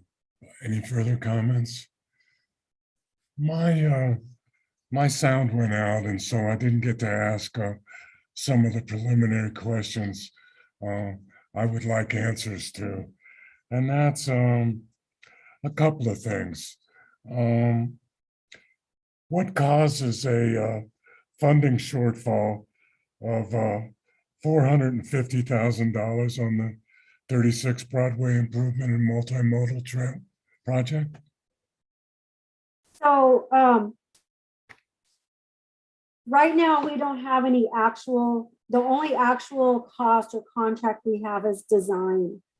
So the rest of it is projected costs, and it's a percentage of the construction based on what we've been seeing, what's been trending and what we've been seeing as far as what of our percentage of costs. So that one is a big estimate for sure. But I just based it on what we're seeing. And I think I said mentioned in the workshop as well, design and soft costs like design, construction management, they've been a lot higher in the last couple of years than they have been past. Also, with these CDOT funded projects, there's a lot of paperwork and you have to go through different review processes. You also have to do what they call Davis-Bacon wages, and you have to do interviews. So it's a lot more paperwork heavy, and you need, that's what the construction managers assist the town with. And then of course, every project you have materials testing. So a lot of that right now, that is a projection, a lot of it, except for the design contract, that is the actual contract amount. So it could go up or down. And like I mentioned before too, every one of these projects, I did put in a 10% contingency. And as Mayor Pro Tem mentioned, we may or may not hit that. It's just being conservative in the numbers. And my concern is that every time we do a project, we run into things like was discussed earlier this evening of a drainage pipe that was rotted. So my fear is that this number is going to change, and it's not going to go down. I'm just not buying that it's going to go down. I can't. I think materials prices are going to go up. I think labor is going to go up if we can even get it. I think there's going to be a delay on the project, and I just fear that. And boy, I just think we got to be. I just think we have to be really, really careful about projections. I don't recollect in any of the discussions that we've had so far on the Broadway Improvement Project, it was always the answer to our parking situation. It was always basically a concept on expanding perhaps buildings from Main Street to Broadway. But up until recently, there was never a projection of a funding shortfall. So it's a little bit at this stage in the game, and the same thing with the 4th Avenue Bridge, I find it rather frustrating. Let me put it that way. And I know from experience that projects normally take longer than expected and are more expensive than we would have imagined starting the all projects. So, that doesn't have anything to do with the funding options. That's just my concern that these numbers that we're looking at tonight are projections, and they may not even be the real numbers by the time these projects are completed. And I know that there are people on this Board of Trustees that know a heck of a lot more about construction costs and times and material costs. So, that's just my opinion. I like the idea of using the funding sources that were mentioned. I agree with Trustee Rogan that you can't count your chickens before they hatch. And I also agree with the concept because there's a time limit that allows it, although we may lose some funding on doing away with the trail extension at this time. As much as that hurts me to say, I think that the 4th Avenue Bridge and the Broadway Improvement Project are far more important. And I would not want to take any money out of the street capital fund. We've been talking about that for a long time, and I just, why do we do it? Why do we budget it and then take it out? Why do we budget $2,000 towards clawbacks and then use it? It's like, I guess I'm a little more conservative than people might imagine, but I'm very concerned about funding shortfalls that are projections in the market right now, in the construction market right now. I think they're going to be higher. I'm done. Madam Administrator. If trustees are done with comments, I would maybe suggest we look at that last slide one more time at the other pots of money that we are not touching to see if you want to make some initial adjustments. I know I missed part of that conversation when I was helping the mayor, but this one, as you can see, there are a few other balances here.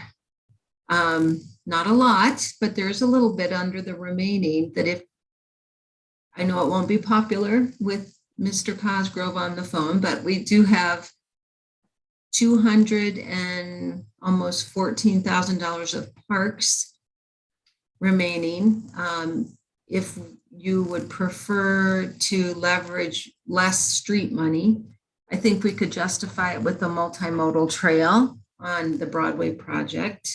If you wanted to use a little of that instead, or the general fund balance of $39,000, we will still be meeting our 3-month reserves. But just listening to the conversation, it sounds like there's a lot of hesitancy about the streets. Although we're leaving the $300,000 in for this year. I think that that's a good point in regard to parks, because I think that what we may be able to count on in regard to parks is the additional parking revenue from Bone that basically we didn't accrue last year because either the meters weren't working or we didn't have a lot of events there yet, which we may be able to have this year. So, I mean, I think that that's legit. I think that that's very doable. Victoria, how are we on the grants we were applying for? There's Skoll family, there's some smaller ones out there. Yeah. How are you guys coming along with some of those? I know that some of them are going to announce like, I believe it was April, May or after. Yeah, the Scholl Foundation we won't know about until this fall. Oh, okay. They don't announce till like September, October. That sounded promising, although we debated because they were really supportive of wildfire mitigation and so and trees. Yeah. So I don't know how they'll award it. We did hear from the Betcher Foundation that we are not moving forward on that one. However, I do think, and this will be a discussion more for 2023 if we delay the St. Vrain Trail. I think with the county having a vision zero project in mind to get bicyclists more safe on 36 into town, that, you know, we might be able to go back to them and ask for additional funds for the trail for next year. And knowing that we had a meeting this morning about, you know, this tens of millions of ARPA funds that they have coming. And we have got to be at the table with those discussions and make our requests known for some of this infrastructure. So, you know, I don't know if they consider streets that, but if there's a water, sewer, or stormwater project under that street, we could always do it that way as well. Is there any, I'm sorry, go ahead. No, those are just a couple that come to mind offhand that are there anything, is there anything left or any way to get at, I can't remember, I couldn't find my notes on it. The PAP monies, just all those different funds of money that were, that others towns didn't use, Boulder County was sending our way. Yeah. Is there was any 60,000 amount of those left anywhere around? Yeah, there is 60,000, and Tracy, I'll let you explain where that shows in these numbers. Yeah, so from the PAP project, we were able to reallocate over 74,000 to Safe Routes to School. Okay. And then another $4,800 from the salvage of the bridge, the original pedestrian bridge. So we did reallocate almost $80,000 to Safe Routes to School. So Safe Routes to School has a 74,000 in it already. Yeah, on the new numbers that I yep. showed. Okay, thank you very much. Yeah.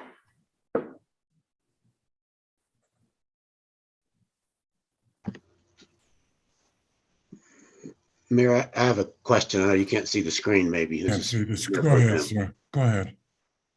How restrictive are the uses for the Conservation Trust Fund? You're showing $105,000 remaining balance there. You know, all of these projects have parts components to them. But, you know, in particular, looking at the biggest hole is on the Broadway project, and it does have parks elements to it. It's got not only the multimodal trail, but I believe that included in that is going to be a wall to try to provide safety from use of Sandstone Park, of keeping kids from wandering out on the Broadway street. And I would even say that the extra parking places that are going to be placed adjacent to Sandstone Park that can obviously be used for parking for access for park events probably have a parks element to them. So conservation trust funds, can conservation trust funds be used for things like that? How much? Yeah, conservation trust is specifically to be utilized for one-time expenses, not ongoing maintenance or personnel. So I mean, all those are capital expenses. So they actually can be used for operations and maintenance, but not preferred. They typically are not preferred for that, but they don't accumulate very rapidly either. So if you zero that fund out, it will take a while for it to build itself back up. And we've typically used it for matching funds for grants for parks. Yeah, I mean, it takes some time for it to get. I guess one potential hybrid option here would be to take part of that 108 from the Parks Fund and maybe part of that Conservation Trust Fund, because I wouldn't be a fan of drawing either of those down to the bare 3-month reserve, nor I think it'd be risky to reduce the general fund below $39,000 above the 3-month reserve. So you could take part of the Parks Fund and part of the Conservation Trust Fund and reduce the amount that you borrowed, if you want to use that term, from the Streets Fund. That would be, I guess, another way to put it. You would put less of the Streets Fund at risk of not being replenished. And I don't know, my other comment is I'm just as reluctant to dip into the recovery set aside funds as I am the street fund. To me, it's the same concept. So that's just a thought. I mean, you could kind of split the baby between the 300,000 and take 100,000 out of the Parks Fund, Conservation Trust Fund, and only borrow 200 from the Streets Fund. I don't know. David, can I ask you a question? Sure, I can't guarantee I'll be able to answer it, but No, you'll be able to answer it. It's a simple yes or no. Do you think the assumption that the parks are going to accrue more parking revenue this year because of the use of Bone Park a correct assumption? we did budget for increased parking revenues generated out of Bone. Yes, I think there'll be more. I'm not certain at what rate it will increase, but I would expect to see more traffic and for revenues to increase at Bone. Yes. Okay, thank you. Mayor Angela, you might not see it, but it looks like Tracy has her hand up to speak. Okay, I can't see it because of what's on the screen. Tracy? Yes, I just wanted to add something that may help. I don't know if this will help in the decision making, but currently the Safe Routes to School project is slated to be completed by the end of May. It may spill over a little bit into June, but same with the GoCo project, that's slated to be completed in June as well.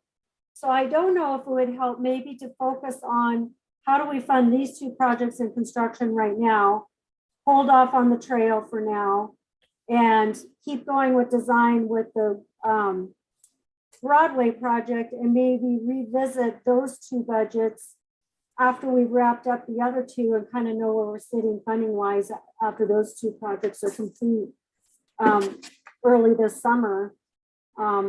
I don't know if that helps, that maybe we can make a decision about two that are happening now, and there might be savings left there that can go towards Broadway or the trail. I don't know if that helps. It does. I certainly don't mind the depot landscaping $50,000 appropriation. I think that's okay. You know.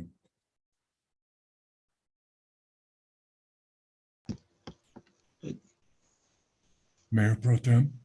Yeah, in response to what Tracy said, I think once you spend the design money on the Broadway project, which is,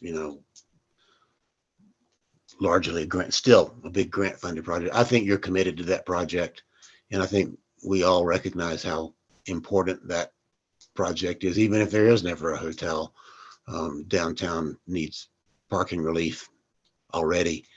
And so I think once you're in on that project, I think when you go in at the first and start spending a significant amount of money on design, we need to have a plan in place for how we're going to fund the rest of it, the rest of the shortfall. And dropping that on the new board in midway through the year, I don't think that would be acting responsibly on our part. I think we need to make the tough decisions now, because they're going to have to learn how to do a budget process and all that, most of them. So I think that's something we need to tackle it all at once up front if we're going to do that project. And I think we're all pretty committed to doing that project. No doubt about that. So where do we go from here? In regard to direction, let's see. Have we identified our preferences on funding to the extent that we can fund, let's just say, the two most important projects, the 4th Avenue Bridge and the Broadway project? I don't know where the Black Bear Hole comes in on this, but that's not really an amount that's as pressing as the other two. Would it be helpful if we backed up the slides to our recommendation by project? Yes.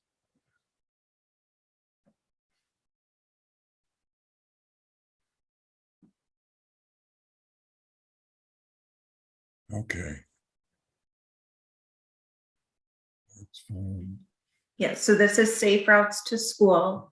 And the funding proposal here was utilizing 50,000 of the Parks Fund, delaying or postponing the trail extension project and utilizing the 152,000, which is essentially all Parks Fund, and delaying the small dog park, which is also Parks Fund.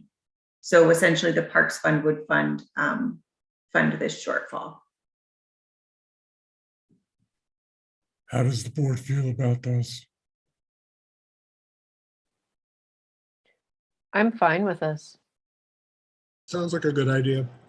And you even have a small dog, Trustee You, Rogan. you know, I've been advocating for a small dog park since 2018. And I think, but this is a far better use of the funds. I think that, I actually think that if we got together and really pursued that we might be able to get that done with some volunteerism. I'm not buying that's a really complicated project, to be perfectly honest with you. So I don't have a problem with it either. I think that's for a project that is so important, I think that those funding proposals are excellent. The rest of the board? I'm okay with this one. Okay. Let's go. Like I always do, let's have everybody express their opinion about it. Trustee Rogan has, Trustee Lowell has, I have. Trustee Caravas? I agree. Trustee Wah? Agree. Let's see, who else? Is that it? So we have a consensus on that one. Safe routes to school. Let's go. Okay, Black Bear Hole, and the Second Avenue Trailhead. So this shortfall was proposed to be funded from 22,000 in the Parks Fund and 55,000 in the Conservation Trust Fund. Are there any objections by the board? There are Works for me. none. Works for me. Okay. Works for me. Okay. I'm good. All right. Continue. We're 2 for 2 so far. Okay, last but not least, well, I guess I didn't cover the trail extension, but we already utilized that. So US 36 Broadway, this one, the current proposal was to utilize the 93,000 from the general fund left over from 2021 to delay the general fund transfer to the streets capital and to delay the depot landscaping. Although it sounded like there were other considerations as possibilities for maybe we cut the streets capital, we only delay 200,000 and potentially utilize Conservation Trust and Parks Fund for 100,000. So I think that's probably the piece that staff would possibly need direction on. And so with those 2 suggestions, Finance Director, where would that leave the Streets Capital Fund? The Streets Capital Fund then would have 300,000 that was from 2021, and then 100,000 that we would transfer in 2022, so a total of 400,000, with the hopes and intent to reappropriate the transfer so the 200,000 that we're utilizing. The hope and intent, without counting our chickens, would be that we would try and replenish that should additional funds come in. However, as many of the trustees have expressed, it is a risk that we are taking should additional funds for whatever reason not come in or need to be utilized, for something, but it is a risk that is being taken, but the intent would be to replenish. And we could replenish it from any fund, just like we talked about our excess funds for 2021. Is that correct? That's correct. You could replenish it. It's most easily replenished from the general fund, of course. However, there was some, language discussed that even the Parks and Recreation portion of the use tax potentially could be eligible for a replenishment as well, depending, on the timing and things like that. Okay, that's the one that I think needs a little more discussion because it involves that street fund and using money from the street fund. Are there any comments by the board? Would it be more palatable if, as Commissioner Samuelson brought up on the proposed funding summary on the remaining side, as she indicated with Parks 22 fund balance and Conservation Trust, took 70 to 75,000 out of each one of those, then the rest would be the street funds? Bring a little more pressure on future board to make sure it does, or somehow it does get refunded back. I mean, because it came out of the street, because it came out of Parks. And less on the street fund. That would be more palatable to me for sure. The rest of the Board of Trustees? Let me ask a question. What is the balance in the recovery set-aside fund, clawbacks fund right now? I believe with, and I'd have to just double check on this, I believe with the 2021 balance, 600,000. Okay, and this is a question probably better put to Administrator Simonson. When is the first possible date that FEMA would start examining our projects? It can happen anytime. Initially when we did this, we were told they had 10 years after the closeout of all projects. So our goal is to close out all projects now, this year, 2022. And then the law changed a couple of years ago to say they could only claw back 3 years after. So I'd say a minimum 3 years, maximum 10. So that 3 years, the clock starts ticking when the last project, which would be the Second Avenue Bridge, is that what we're considering the last project, the major project? That was our last completed project, but it's the last time from closeout. So Tracy, what's your expectation of closeout this year? What month? So the state has just started sending over projects for FEMA to review. They've been sitting on our closeouts for several years, and they're just now getting them over to FEMA. And FEMA has up to 18 months or more to do a closeout. And it's based on the closeout of the last project of the disaster, not just the town. Every entity has to be finished with all their FEMA projects, and they all have to be closed before that clock starts ticking. So that can take quite a while. I do want to mention the set aside was for ineligible costs and clawback.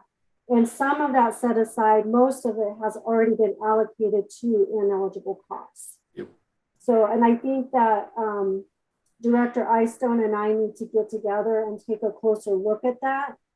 Because we've already identified ineligible costs every year when the auditors come in. So we have been allocating that funding to ineligible costs. Okay. Thank you. I was going to suggest using some of that money, but based on what I've heard, the shortened schedule and the information you've given, it's probably not a good idea. So thank you.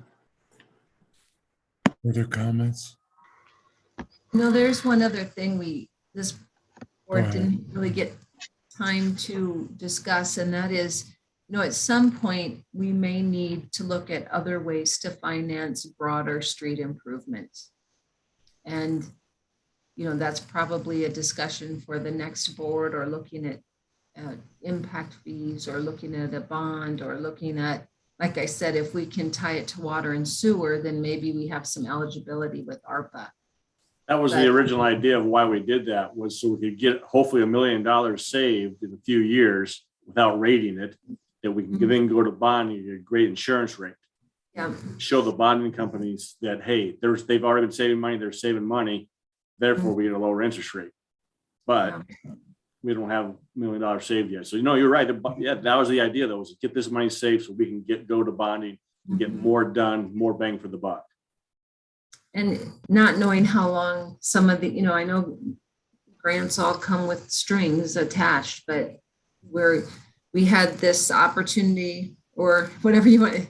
So we had this option after the flood recovery, and now we have it with this ARPA. And then who knows after that, it may go away. Okay. So where are we? One more kind of.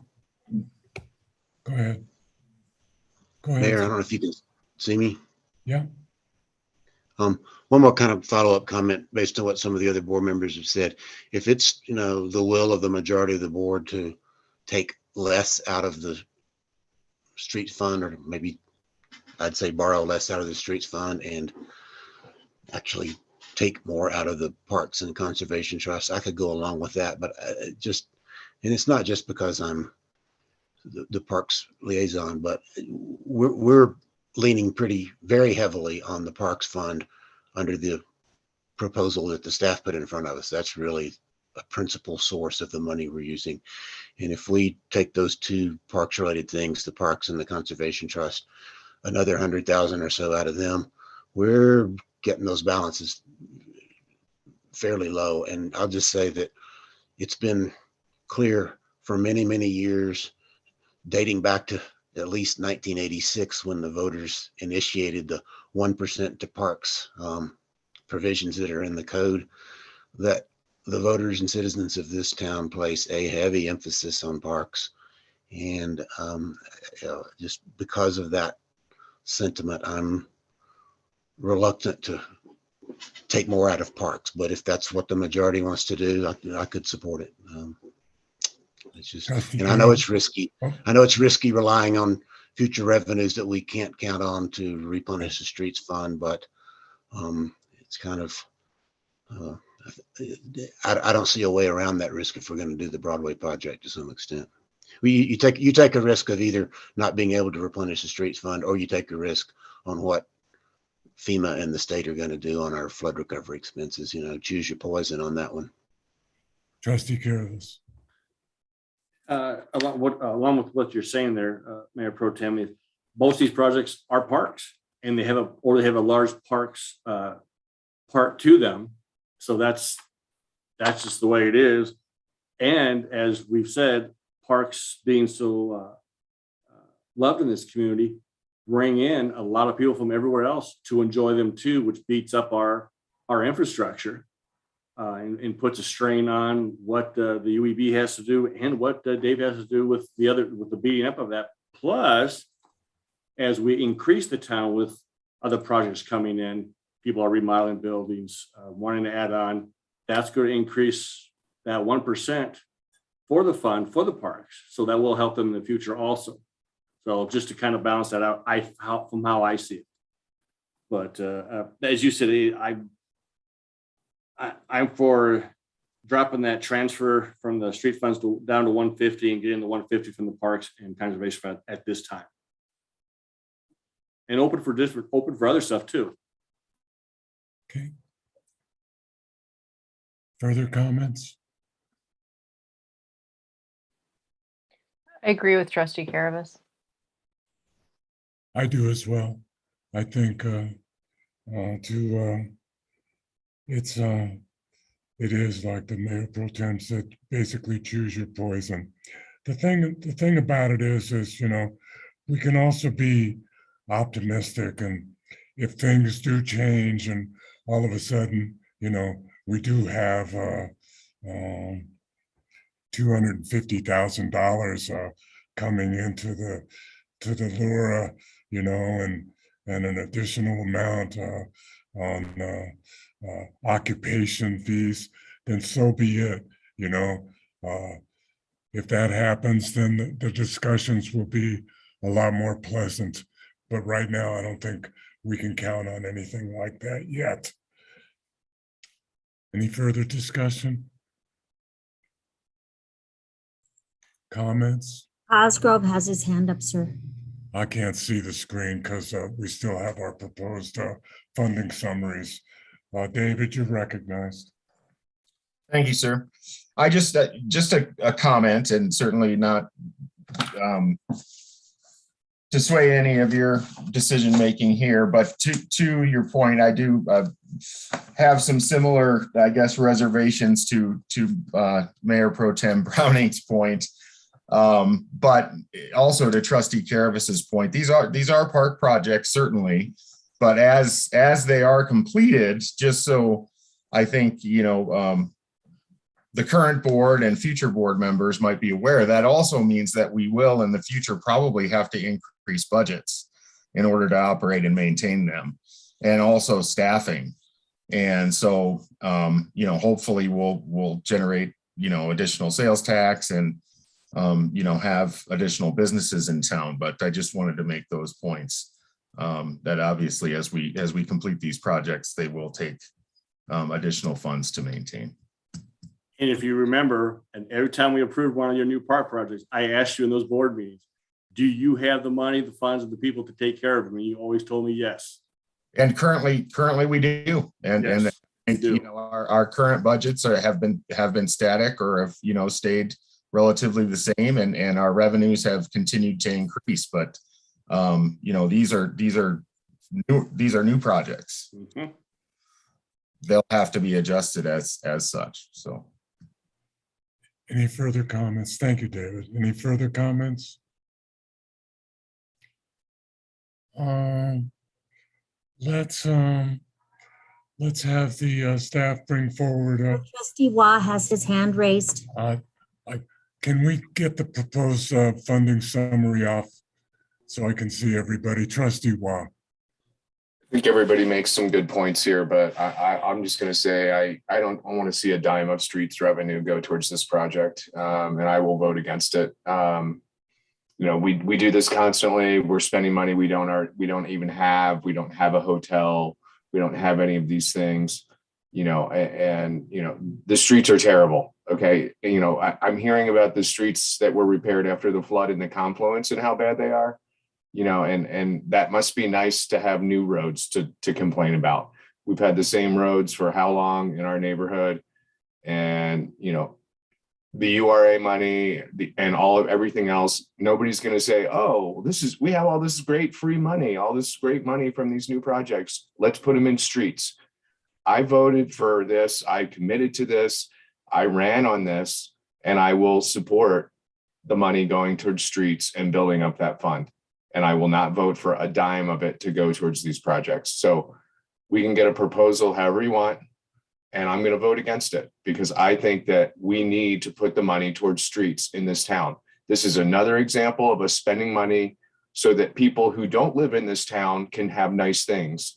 And the people who live in this town and have invested property and built businesses in this town still have crappy roads and streets. And I don't see us. I know we can't control what future boards will do. I can only control what we do and that I can vote for as a board member. And I am going to vote against a dime of street money going towards any of these projects. So I'll just make that. We've been talking about this now for almost 50 minutes and I'm kind of done talking about it at this point. So I'd like to move on to the next topic so we can, maybe end this meeting before 11 o'clock tonight. Well, do you have a proposal then for that 300,000? Because you said last meeting you've been studying numbers on the town, the budget for hours and days. So do you have a proposal then to replace that 300,000? So we can consider that? I don't right now, but Okay. I'm happy to look at it, but I just don't want to, I don't want us to rob Peter to pay Paul on this. And I think that's what we're doing. We made a commitment to put this money away for streets, and I think we need to do that. Thank you. Bring a proposal before the Board of Trustees in the form of, will that be a resolution, Counselor? In order to reallocate funds, we need a budget resolution, yes. Okay. Based on the discussions that we've had tonight, and we'll see if it passes. That's all we can do. Is that clear, Administrator Simonson? Finance Director Eystone? Flood Recovery Director Sanders? Yes. Okay. All right. Please read the next item into the record, Madam Clerk. Yes, sir. Item number 4 is discussion and direction on the potential sale of Apple Valley Water Treatment Property. Item 1 is a resolution 2022-22, a resolution of the town of Lyons, Colorado, declaring 2186 Apple Valley Road, 2157 Apple Valley Road, and 0 North St. Vrain Drive as surplus property. Staff? Go ahead. Sorry, Dolores. As the board knows, in April of 2021, you authorized me to sell the decommissioned water treatment plant on Apple Valley. We did not have much realtor interest in that in May, and admittedly, staff let it drop from our priority list the remainder of 2021. Just due to priorities, I guess. No other really excuse about that. I reinitiated contact and now we have several realtors interested in potentially listing the properties for us. But in talking with the attorney, he said our first step, I know we feel like we've already addressed this, is to declare which ones we want to declare as surplus officially, not just as a kind of board consensus. So I don't know if you want me to share my maps or if you're all familiar enough with the properties. But we had originally the site that the plant sits on is 2186 Apple Valley Road. That also has an easement to Dave Miller Ditch on it. That is the property we originally talked about selling. Let me see if I'll put that up here. Can you see that? Yes. Okay, so this is 2186. It does have an easement along this eastern edge and then down to the river to Dave Miller Ditch. The next property that we own, I'm going to go that one last, is 0 North St. Vrain Drive. As you can see, this parcel is almost as large, if not more so, than the original site. This whole western triangle was deeded over to Boulder County to be a recreational access point that they own and maintain. So we would only be talking about the section east. And a portion of this also has that Dave Miller Ditch on it. But it does allow, if this were to be sold as one rural residential property, they would be able to list it as riverfront. The realtors that I've talked to all thought that this was really significant in regard to the value that this would bring if we wanted to sell as is and not demo the plant. And then the third property that just came up recently, and I'm kind of glad we waited on this, is 2157 Apple Valley Road, which is across the street from the water treatment plant. This was a small water tank that was built when we built the water treatment plant to hold the chlorinated water. As of right now, we don't need this parcel either. However, we need the driveway. And as you can see on this map, this driveway leads up to our 1,000,000-gallon tank. So we would still need an easement for this section. But this tank itself could very easily go to an adjoining neighbor. So what we need some direction on tonight, and I'll take this off share. Stop share. Would be, does the board have an interest in declaring 1, 2, or all 3 of these properties as surplus? And if so, then the resolution has been drafted and can be filled in according to which ones you want to declare as such. And then secondly is in discussions with some of the trustees individually, is do we want to go with one realtor of which all the realtors agree? An appraisal is probably not necessary in this situation. They're all saying that the market bears whatever it will bear right now. There's not really good comparables for properties such as this. And so there's something that's been proposed by 2 of the realtors, which is called this broker's price opinion. That was offered by both Mr. McCann and Janelle Tucker. They're the only 2 that have that ability, I believe, to do so. But that's where they, through their own expertise, estimate what they feel the opinion of value is on it. And that's where we would start on our list price. They're really excited when they heard that we own this other parcel. Now, the one with the water tank, I don't know that should be grouped with these other 2, but if we want to declare that surplus and also try to see if that has a value to someone, we could do that as well. But the attorney has basically indicated we need to declare formally which of these we want to declare as surplus in order to list them. Counselor? And put a little more specificity on that. I mean, I think we all know that you have to declare the property surplus before selling it. So we can either do it now, which would move this process forward to a certain degree, or you could do it at a later date when we've already negotiated a deal and do it in conjunction with the buy and sell ordinance, as we've done with the Tamborella property, for example.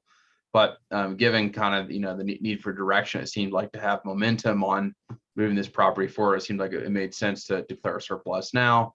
And then we do the ordinance for selling the properties, whichever one those may be, whenever a deal for sale has been negotiated. But it's kind of a chicken and the egg problem, and it seemed like let's might as well take care of one of those things now.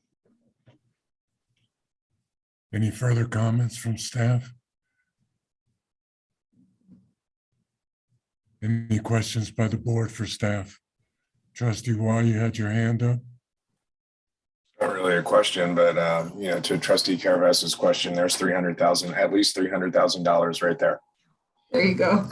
So, we've been trying to sell this. I think the small flag lot is probably tough, but I think the other 2 properties together, I think they're easily a $500,000 property, even with the amount of demo that needs to occur. So, I mean, we're going to clear 350 plus that can be put towards this, and we still have the money in the street funds. So, I'm all in favor of declaring them all surplus property. I don't know if we'll have a lot of luck selling the flag lot, but I think the other 2, I think they'll be sold before they're listed. And the way the real estate market is in town, they'll be sold within 30 days of listing them. Administrator Simonson, just because we sell these does not mean that the funds can go into any of the discussions that we've had tonight. Those funds need to go into the water fund.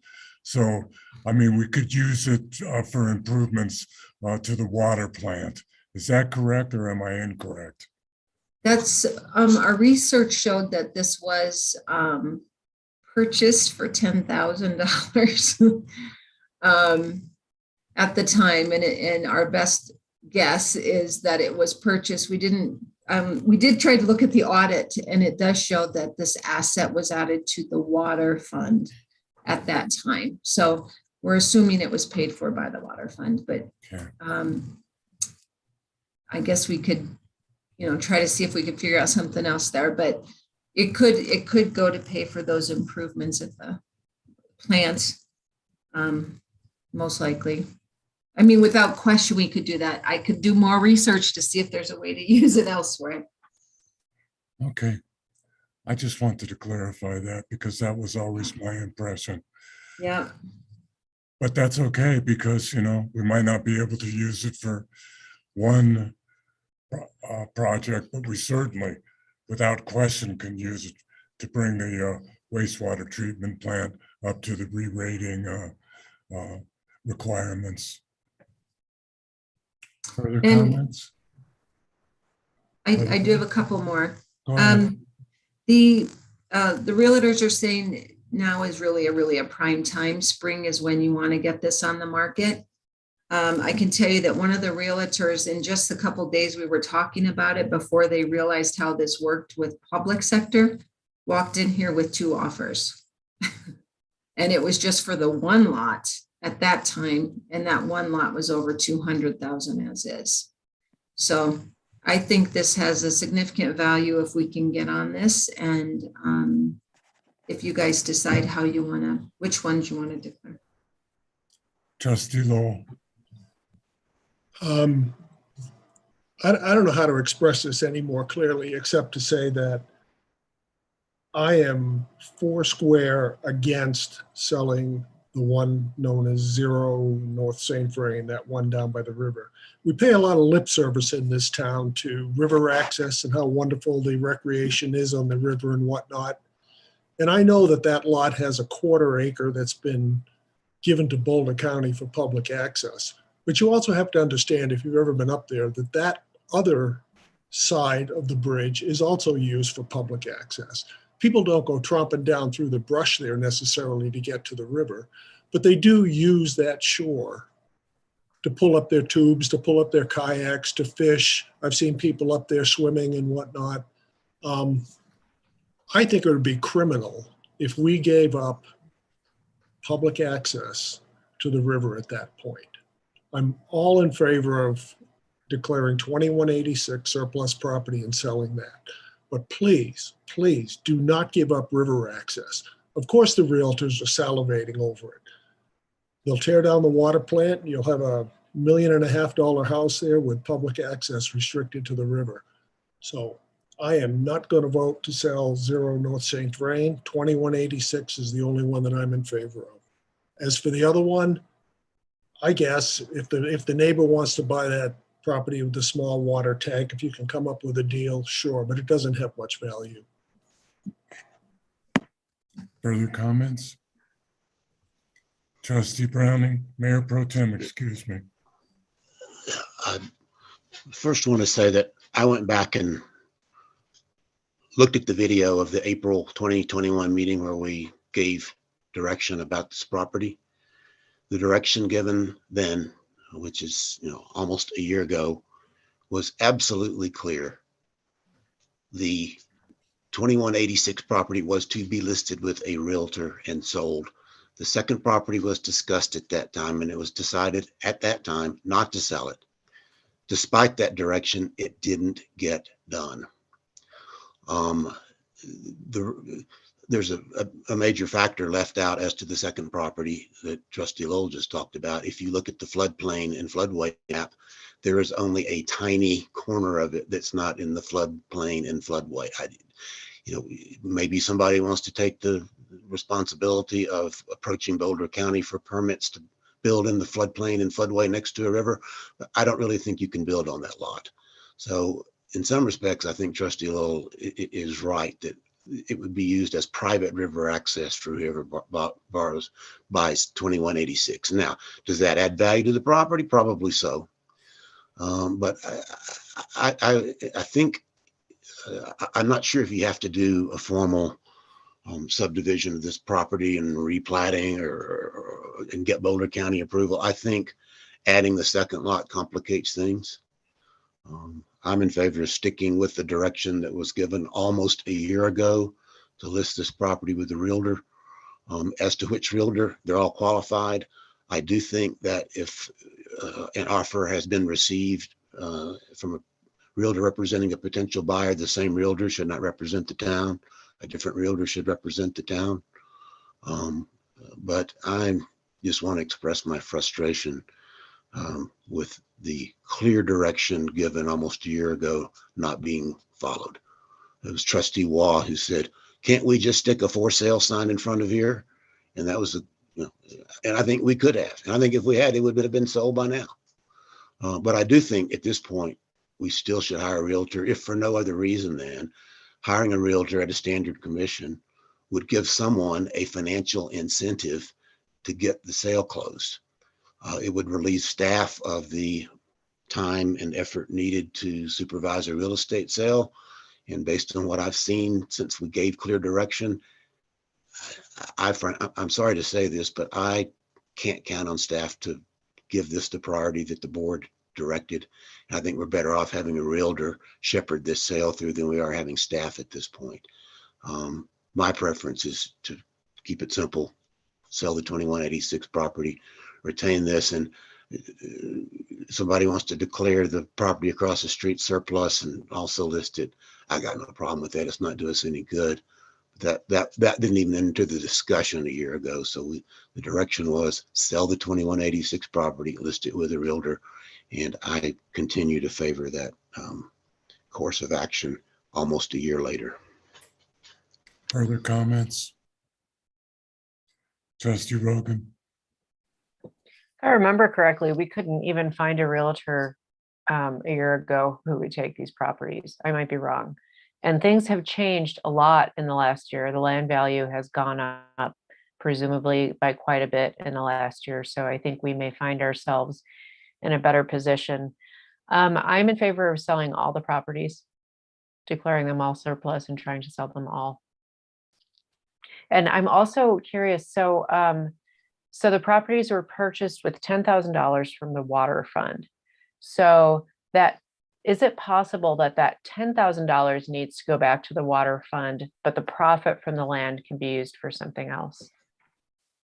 That's where we need to check. If this is an asset of the water fund, then the sale should go to the water fund. But I mean, I don't know if in 1970, the general fund gave the money to the water fund to buy it, so I would need to do more like true in-depth financial audit research to figure that out. And I'm willing to do that. Cassie was able to get the audit. We would just need to find, time to look through some more of the detailed financial statements, because it's possible the general fund can borrow to the utilities if they so choose. So it could have been it was purchased with general fund, but it does show as a water fund asset. Further comments? I believe the proceeds should go to the water fund. The water fund actually is the fund among our funds that has been in the worst financial shape, and there's plenty of uses that can be made of funds in the water fund, including future projects. If the water fund can, if necessary, can pay for some of the infrastructure for those. This needs to go to the water fund. I don't think we need to waste a lot of time doing further research on it. Further comments?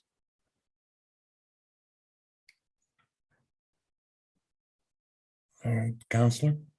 Administrator Simonson, don't we need some direction on how to select a realtor as well? Isn't that a question you had, I think? Well, it's a question I had, but I'm hearing from Mayor Pro Tem that I can just pick whoever I want, I guess. So do you want to give the background? But when the realtors say to you, good luck, and I feel bad for whoever you don't choose in your relationship, how that's going to continue, it just feels threatening.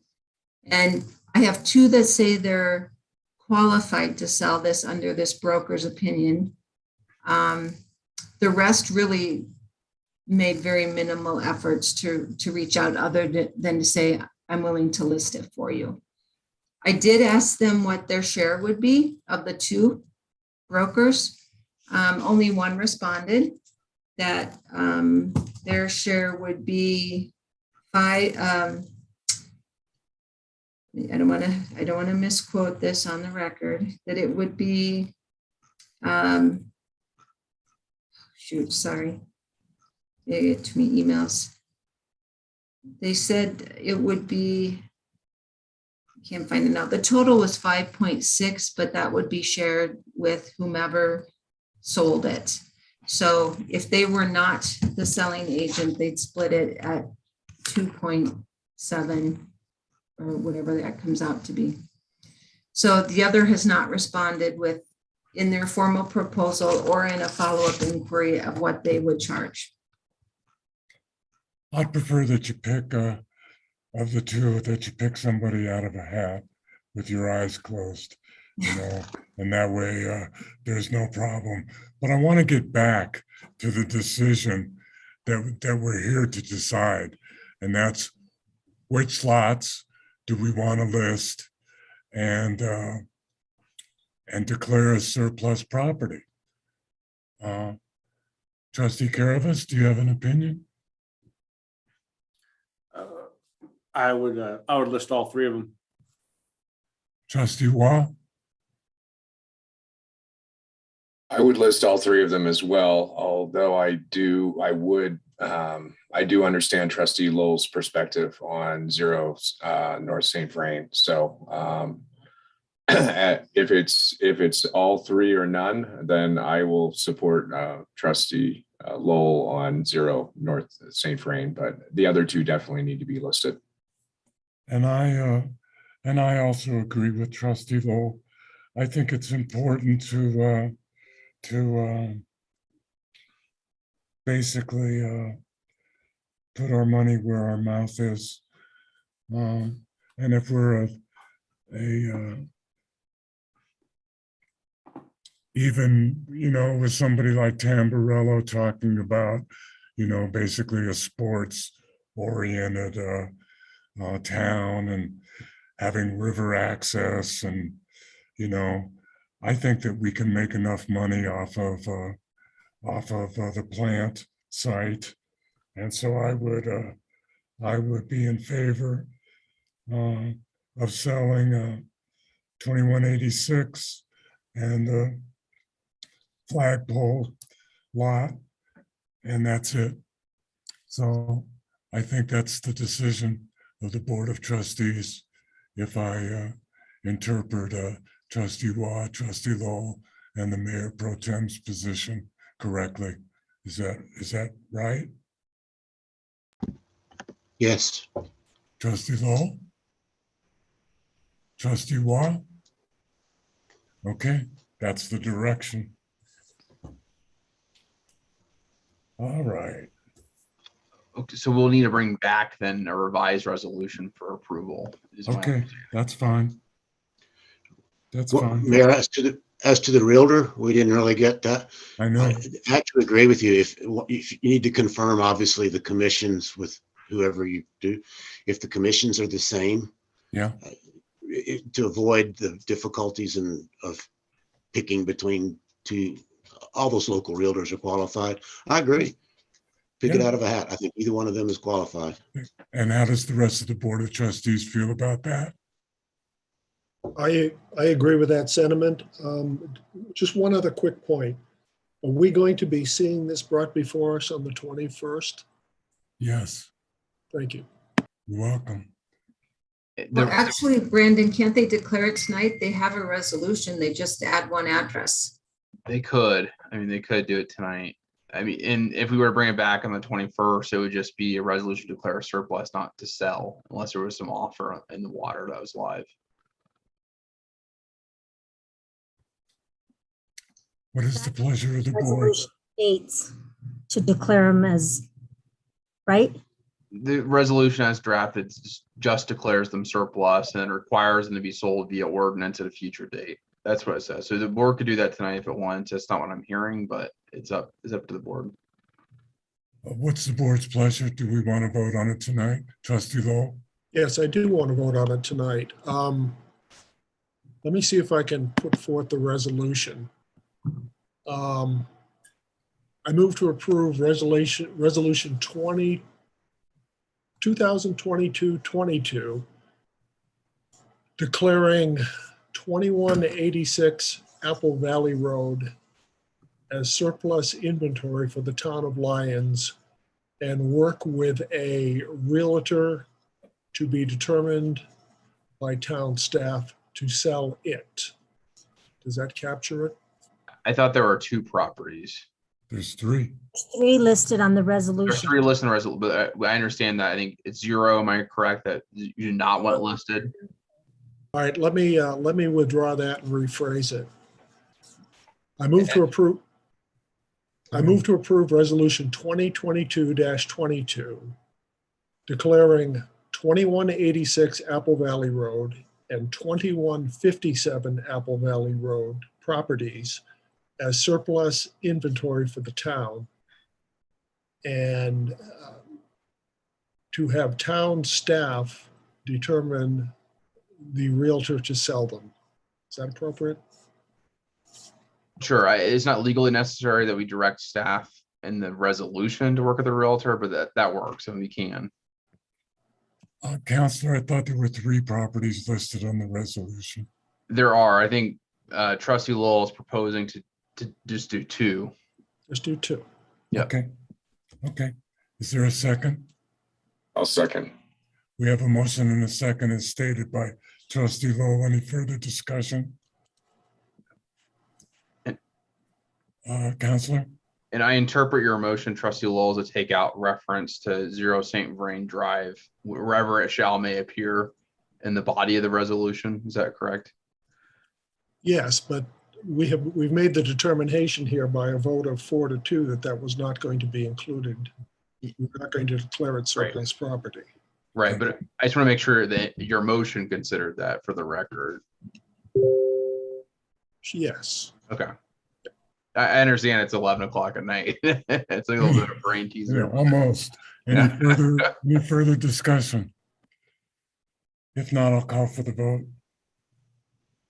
Sir, Trustee Caravas. I'm sorry, Trustee Caravas. So, and that 0 property that we don't want to sell, that you've motioned to, is going to be, still have to be maintained by our least funded and most in trouble fund. My colleagues want to still allow people to trespass against the property at possible peril. And if injury occurs, we do get sued, because I do believe we've had claims filed against us in our other parks in the past, Victoria, if that's correct, from some of your administrative reports, or claims against our insurance. And as we've had those discussions in the past, that I'm just, so you all know, are we going to have no trespassing signs up, not allow access there, or are we going to have to let our insurance company know we are allowing access on that property? And do we need to change our insurance coverage to cover our bus should something happen? Or these days, if it does and when it does, then we'll have to defend ourselves, just so you know. It is, people do like to venture down there. I've been down there and looked at it and watched. So that's just what we're doing. If we don't sell that property, which is fine, but we just heard from our own public works director that we're taking on too much property. We have too much to take care of. We got to increase our budgets. And we just spent, as Trustee Wall said, almost an hour talking about budgets. Just so you know, it's just, those possibilities are there. And for that reason, I'll be voting no on this issue. Any further comments? If not, I'll call for the vote. Mayor Angelo, Aye. Mayor Pro Tem Browning, Aye. Trustee Waugh, Aye. Trustee Caravas, No. Trustee Rogan. Aye. Trustee Lowell? Aye. Lowell, I'm sorry, sir. It's okay. The motion, the resolution is passed 4-2. Okay. I believe it was 5-1. It was 5-1. I had Yeah. 5-1? Yes, sir. Okay. Trustee Rogan voted to declare them surplus. Okay, good. All right. I didn't catch that. I'm sorry. I apologize. Discussion for future agenda items? Trustee Lowell? I want to put a giant vampire stake into the Martin property. I want to see that on the next agenda as being annexed. I will make this aside that Boulder County did do the survey on it. It was staked out, no pun intended, and now the stakes are gone, which tells me that there's still some contention about where the proper access to that is from County Road 69. Let us please get this annexed before our terms are out. Trustee Lowell, it needs to go to the PCDC first, so there's no way it can be on the next meeting, realistically. No, it was on their agenda for March so that it would come to this board. Yeah. Yeah.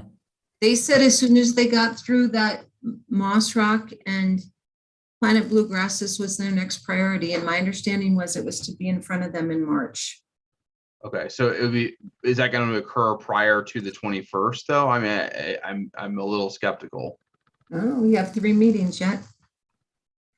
So I think maybe the first meeting in April, but the next meeting I think is a little ambitious, especially with what's going to be. No, first meeting in April, I would think it should be in front of the board if they could get the maps all done. But Trustee Lowell, you requested the next meeting, correct? So it'd be the 21st of March. I would love to see it on the 21st.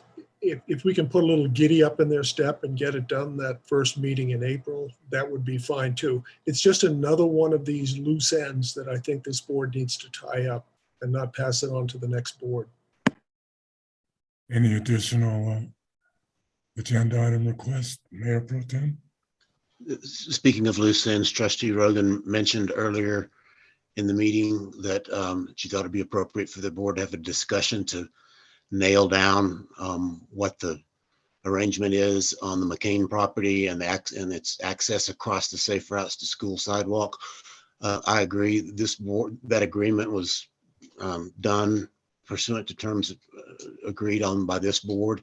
I think it's incumbent on this board to make sure that is resolved before our term ends. So that's another loose end and I agree with her that needs to be on a future agenda, 21st or the 1st of April. I don't know, probably the 21st would be my preference. And I mentioned the item earlier. I think it's already going to be on the agenda about the Spirit Hound shares that are owed to the town. Okay. Any other requests by the board for future agenda items? Seeing none. Summary of action items. Okay, I've got Spirit Hounds Lake Mac water share dedication follow-up. Research transportation opportunities for refugees if available. Item 3, resolution forming wildfire mitigation task force at next meeting. Also a resolution with proposed budget amendments at the next meeting. And also a resolution to list 2186 and the flagpole properties as surplus. Did I miss? Additional items, Administrator Simonson? I don't believe so. Oh, and then work on a budget amendment resolution for reappropriation of the 2021 funds. Yep, got that. Oh, did you? Okay, sorry about that. Yep, that's all I have too. Well, Martin Parson, McCain. Yeah. Special meeting procedures and parking ordinance. Those are the 2 I had that were additional. So Counselor, that's it? that's it. Yeah. Okay. Do we have a motion to adjourn? So moved. Do we have a second? Second. We are all tired. All right. I don't think there's going to be any discussion. I'll call for the vote. Madam Clerk. Mayor Angelo, Aye. Mayor Pro Tem Browning, Aye. Trustee Caravas, Aye. Trustee Waugh, Aye. Trustee Lowell, Yep. and Trustee Rogan. Aye. This meeting is adjourned. Stay safe, everybody. Good night. Night.